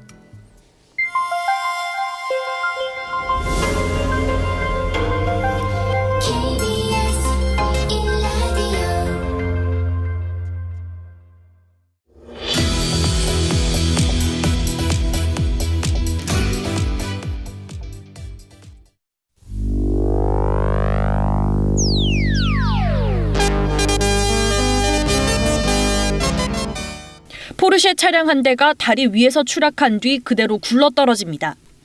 차량 안에선 프로포폴 100병가량이 무더기로 발견됐습니다. 사고 운전자에게 프로포폴을 건네고 투약까지 해준 건 간호조무사 A씨. 이 프로포폴을 추적해보니 대부분 A씨가 일하던 서울 서초구 성형외과에서 보관하던 거였습니다. 해당 병원 소개 글입니다. 통상 수면 마취 없이 이루어지는 리프팅 시술에도 수면 마취를 받을 수 있다고 홍보합니다. 그러니까 약을 많이 넣어주고 확실히 많이 넣어주고 못 잔다 그러면 좀 잘해주고. 정말 그럴까? 직접 병원을 찾아가 봤습니다. 시술실에 들어가 에둘러 프로포폴을 요구하자 곧바로 해주겠다는 답이 돌아옵니다. 제가 요즘 잠을 좀 못 자가지고 알아서 해주시면. 알겠습니다. 잠을 못 자가지고 프로포폴을 좀 넉넉하게. 네, 지난달 말에 서울 반포대교에서 달리던 포르쉐의 흉형차가 추락한 사고를 계기로 우리 사회의 프로포폴 오남용 문제가 크게 불거졌죠. 이 문제를 심층 취재해온 취재기자들에게 직접 이야기 들어보겠습니다. KBS 사회부의 이도윤, 심세아 기자 나와 있습니다. 두 분 어서 오십시오. 안녕하세요. 네, 자 먼저 이 포르쉐 차량 사고부터 좀 개요를 설명해 주시죠. 네, 포르쉐 사고는 약 한 달 전이죠. 2월 25일에 저녁 8시 50분쯤에 났습니다. 반포대교 위를 달리던 포르쉐 차량이 한강 둔치로 굴러떨어진 사고고요. 이 포르쉐 차량이 떨어지면서 강변북로를 달리고 있던 벤츠도 쳤었고 이 사고로 운전자 등 총 3명이 다쳤습니다. 네, 직접 그 사고 현장에 가셨다고요? 네, 맞습니다. 제가 그날 사회부 야근을 서고 있었는데 처음에 소방서에 물어보니까 차 안에서 우유 주사가 나왔다고 하는 겁니다. 네. 그래서 그때 이거는 단순한 사고가 아니구나라는 걸 알았고요. 바로 현장으로 가보니까 한강 둔치에는 차에서 굴러떨어진 각종 물건들이 나뒹굴고 있었는데요. 뭐 깨진 프로포폴 병부터 혈관에 꽂는 의료용 튜브 관까지 있었고 네. 당연히 이런 상황을 종합했을 때 운전자도 마약을 투약한 상태로 운전하다가 사고를 낸 거로 보이는 상황이었습니다. 네, 이런 정도의 정황이라면 경찰도 바로 수사를 시작했을 것 같아요. 네, 맞습니다. 당시 현장으로 경찰서 마약조사관들까지 바로 출동을 했습니다. 차량에서 마약류가 발견돼 운전자인 30대 여성 A씨를 마약류관리법 위반으로 긴급 체포를 했습니다. A씨는 곧바로 구속이 됐고 마약류관리법에다 위험하게 운전하다 사람을 다치게 한 혐의로도 입건이 됐습니다. 네. A씨는 초반 경찰 조사에서 프로포폴을 맞은 것은 맞지만 병원에서 맞았다고 진술을 했었습니다. 초반 진술이 병원에서 맞았다 이렇게 얘기했는데 진짜 이분 말대로 병원에서 프로포폴을 맞은 건가요? 저희도 그 부분이 조금 미심쩍어서 직접 사고 당시 그 A씨의 행적을 좀 찾아보기로 했습니다. 네. 그래서 먼저 근처를 수소문한 끝에 A씨가 사고 직전까지 머물렀던 곳을 알아냈는데요. 다름 아닌 서울 서초구에 있는 한 빌라 주차장이었습니다. 네, 그럼 이 A씨의 거주지였습니까? 아니요, 이 빌라는 지금 A씨가 살고 있는 곳은 아니었습니다. 네, 그러면 사고 직전까지 그 빌라에서 운전자는 뭘 하고 있었던 걸까요? 저희가 인근 주민 진술과 CCTV 등을 확인해 본 결과 A씨는 이 빌라 주차장에서 4시간 가까이 머물렀습니다. 네. 먼저 오후 4시 반쯤에 주차장으로 들어왔고 한참을 머물다가 8시 40분쯤에 빠져나갔습니다. 그리고 A씨 차량은 주차장을 빠져나가고 10분 만에 반포대교 추락사고를 낸 거고요. 네. 그런데 여기서 등장인물이 하나 더 나옵니다. 저녁 7시 반쯤에 A씨 차량에서 다른 여성이 내린 건데요. 프로포폴이 가득한 이 A씨 차량에 약 3시간 동안 같이 있었던 겁니다. 네. 그날 이들을 봤다는 주민 말을 들어봤더니 두 사람이 후미진 곳에 주차를 해두고 먼지 모를 작업을 좀 분주하게 하고 있었다고 말을 했습니다. 네. 취재를 해보니 차에 같이 있었던 이 여성은 누구였나요? 이 여성은 바로 간호주무사인 30대 여성 B씨였습니다. A씨에게 프로포폴을 계속 대주던 사람이었고요. 네. A씨는 피부과와 성형외과 이곳저곳을 옮겨 다니면서 프로포폴을 맞다가 간호조무사 B씨를 만나게 됐다고 합니다. 네. 이후 B씨가 A씨에게 일정 대가를 받고 프로포폴을 넘긴 것으로 보이고요. A씨가 차에서 나온 그 프로포폴 100병도 모두 B씨가 건네준 것으로 파악이 됐습니다. 네. 경찰은 B씨도 마약류 관리법 위반으로 현재 구속을 했습니다. 지금 사고 소식을 접하자마자 우유주사란 말 듣고 이게 일반적인 교통사고가 아니라는 거를 아셨잖아요. 근데 지금 얘기하셨는데 프로포폴이 100병이에요. 네. 그 차에서 나온 게 이렇게 쉽게 반출되는 약품 아니잖아요. 어떻게 네. 된 건가요? 네, 쉽게 반출이 되는 약물이 아닙니다. 그 다량으로 병원 밖으로 유출되는 게 불가능한 약물인데요. 네. 2011년 마약류로 지정이 됐고 마약류 관리법 적용을 받고 있는 약물입니다. 네. 이에 따라서 병원들은 마약류 관리자를 따로 지정을 하고 또 그 관리자가 금고에 프로포폴을 넣어둔 뒤에 하나하나 세고 관리를 해야 합니다. 저희와 인터뷰했던 한 대학병원 의사는 제대로 된 대형 병원이라면 프로포폴은 단 한 방울도 밖으로 빠져나갈 수 없다고 말을 했었고요. 네네. 심지어 그 병원은 프로포폴을 쓰려면 수술실 안에서 의사와 간호사가 금고에 프로포폴을 얼마나 어떻게 꺼내는지를 직접 보고 기록을 한다고 합니다. 네. 그래서 제대로 된 병원이라면 이렇게 빡빡하게 취급되는 약물이라는 거죠. 네. 자, 이런 약물이 병원 밖으로 어떻게 나왔는지 이도윤 기자가 좀 취재했죠? 네, 저희도 그 실마리를 찾기 위해서 저희는 직접 프로포폴의 출처를 따라가 봤습니다. 네. 간호조무사 B씨는 경찰 수사가 시작되기 직전까지 서울 서초구의 한 성형외과에서 일을 했는데요. 네. 취재진은 매우 어렵게 이 성형외과를 특정을 했습니다. 대체 거기서 어떤 일이 일어나길래 프로포폴이 최소 100병 병원 바깥으로 빠져나왔는지 확인하러 가봤는데요. 네. 특이한 게 있다면 이곳은 시술을 받기 직전까지는 원장을 직접 만나거나 상담하기도 어려운 구조였습니다. 네. 다른 곳은 원장이나 의사가 직접 상담하는 곳도 많은데 여기는 굉장히 폐쇄적이었고 또 알만한 사람들만 가는 곳이구나라는 생각이 들었습니다. 네, 직접 그 병원에 가서 취재를 하셨다고요?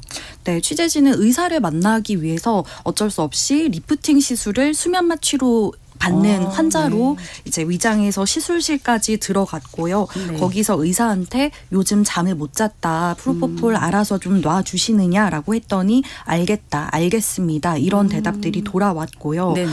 환자 관심이 시술이나 미용보다는 수면에 가 있는데도 제지는 없었습니다. 네, 리프팅 시술을 하겠다고 이제 의사표시를 했다고 했는데 이게 요새 뭐 많이들 하는 걸로 제가 알고 있습니다. 근데 이곳에서 바로 이제 프로포폴 쪽으로 얘기가 넘어갔는데 다른 의원에서도 좀 비슷했습니까? 어땠을까요? 네, 저희는 이런 프로포폴 오남용 문제가 비단 한 곳만의 문제가 아닐 거라고 생각을 해서 강남 일대의 성형외과 피부과로 취재 대상을 넓혔습니다. 그래서 저희가 두 곳을 특정을 해서 다녀왔는데요. 첫 번째 피부과는 오후 늦게 문을 열고 새벽까지도 영업을 하는 곳이었습니다. 가자마자 직원에게 오늘 바로 수면 마취 시술 받을 수 있느냐라고 했더니 가능하다라고 하면서 상담실로 안내를 했고요. 원래 프로포폴 투약은 제약이 많기 때문에 이력도 확인해야 되고요. 그날 금식을 했는지 이런 것들도 확인을 해야 되는데 그런 절차 없이 바로 안내를 한 거고 심지어 가격표에 수면 마취가 써져 있고 20만 원이라는 가격이 기재돼 있었거든요. 이거는 수면 마취만 따로 판매하는 걸로 보이는 정황이었습니다. 네.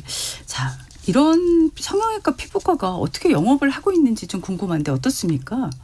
네, 상담실에서도 노골적인 수면 마취 영업이 있었고요. 네네. 취재진이 수면에 관심을 보이니까 곧바로 600만 원짜리 고액 회원권을 추천을 하기도 했고 네네. 수면 마취 많이 찾으시는 분들을 위한 상품이다. 이런 설명도 덧붙였고요. 네네. 또 길게는 원한다면 길게는 200분까지도 수면 마취 시술이 가능하다라고 설명을 했습니다. 네. 특히 저희가 최근에도 수면 마취 프로포폴 투약을 했는데 괜찮느냐라고 하니까 우리 병원에서 한 달에 한 번 월 1회만 지켜준다면 다른 데서 맞고 와도 상관없다라는 답이 돌아왔습니다. 아, 네.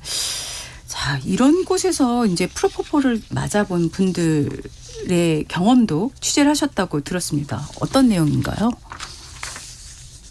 네, 이런 프로포폴 장사가 어디까지 번져 있는 건지 그 실태를 듣기 위해서 저희가 과거 프로포폴에 중독됐던 30대 여성을 어렵게 만나봤습니다. 프로포폴 상습 투약으로 재판을 받고 있는 여성인데요. 먼저 이 여성은 피로에 좋다는 말에 프로포폴을 시작을 했다고 합니다. 그렇게 시작해 5년 동안 이 병원 저 병원을 떠돌아다니면서 맞을 수 있는 대로 프로포폴을 다 맞아왔고 많게는 하루에 30번까지도 맞았다고 합니다. 하루에 30번이요? 네.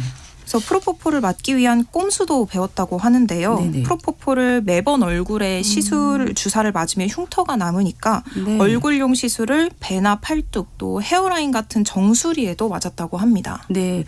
아니 하루에 30번 투약이라는 게 좀 정말 상식적으로 이해가 안 되는데 의사들이 알면서 투약을 하고 있는 건가요? 네, 맞습니다. 오히려 의사들이 적극적으로 투약을 도왔다고 하는데요. 프로포폴을 맞다가 쓰러진 적도 있고 기억이 안 날 정도로 구토를 한 적도 있었다고 합니다. 그런데 그 어떤 간호사나 의사도 투약을 말리지 않았다고 하는데요. 안 좋은 상태로 밖에 나갔다가 사고를 치게 되면 프로포폴을 맞은 게 적발될 수 있으니 진정되면 나가라 이런 식으로 말을 했고 또 진정됐다고 하면 프로포폴을 오히려 더 놔줬다고 합니다. 네. 자, 시간상 지금 포르쉐 사고 수사는 어떻게 진행되고 있습니까? 네. 포르쉐 운전자 A씨에 대해서는 마약을 투약한 혐의 그리고 위험하게 운전하다가 남을 다치게 한 혐의로 검찰 조사까지 끝났고요. 그리고 간호조무사 이분에 대해서는 아직 경찰 조사가 진행이 되고 있습니다.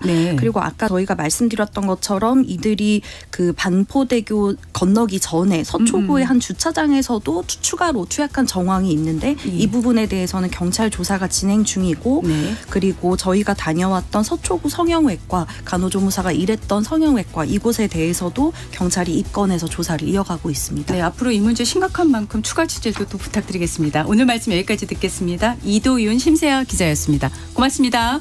감사합니다. 3월 31일 화요일 전격 시사 오늘 여기까지입니다. 고맙습니다. 건물이 밀집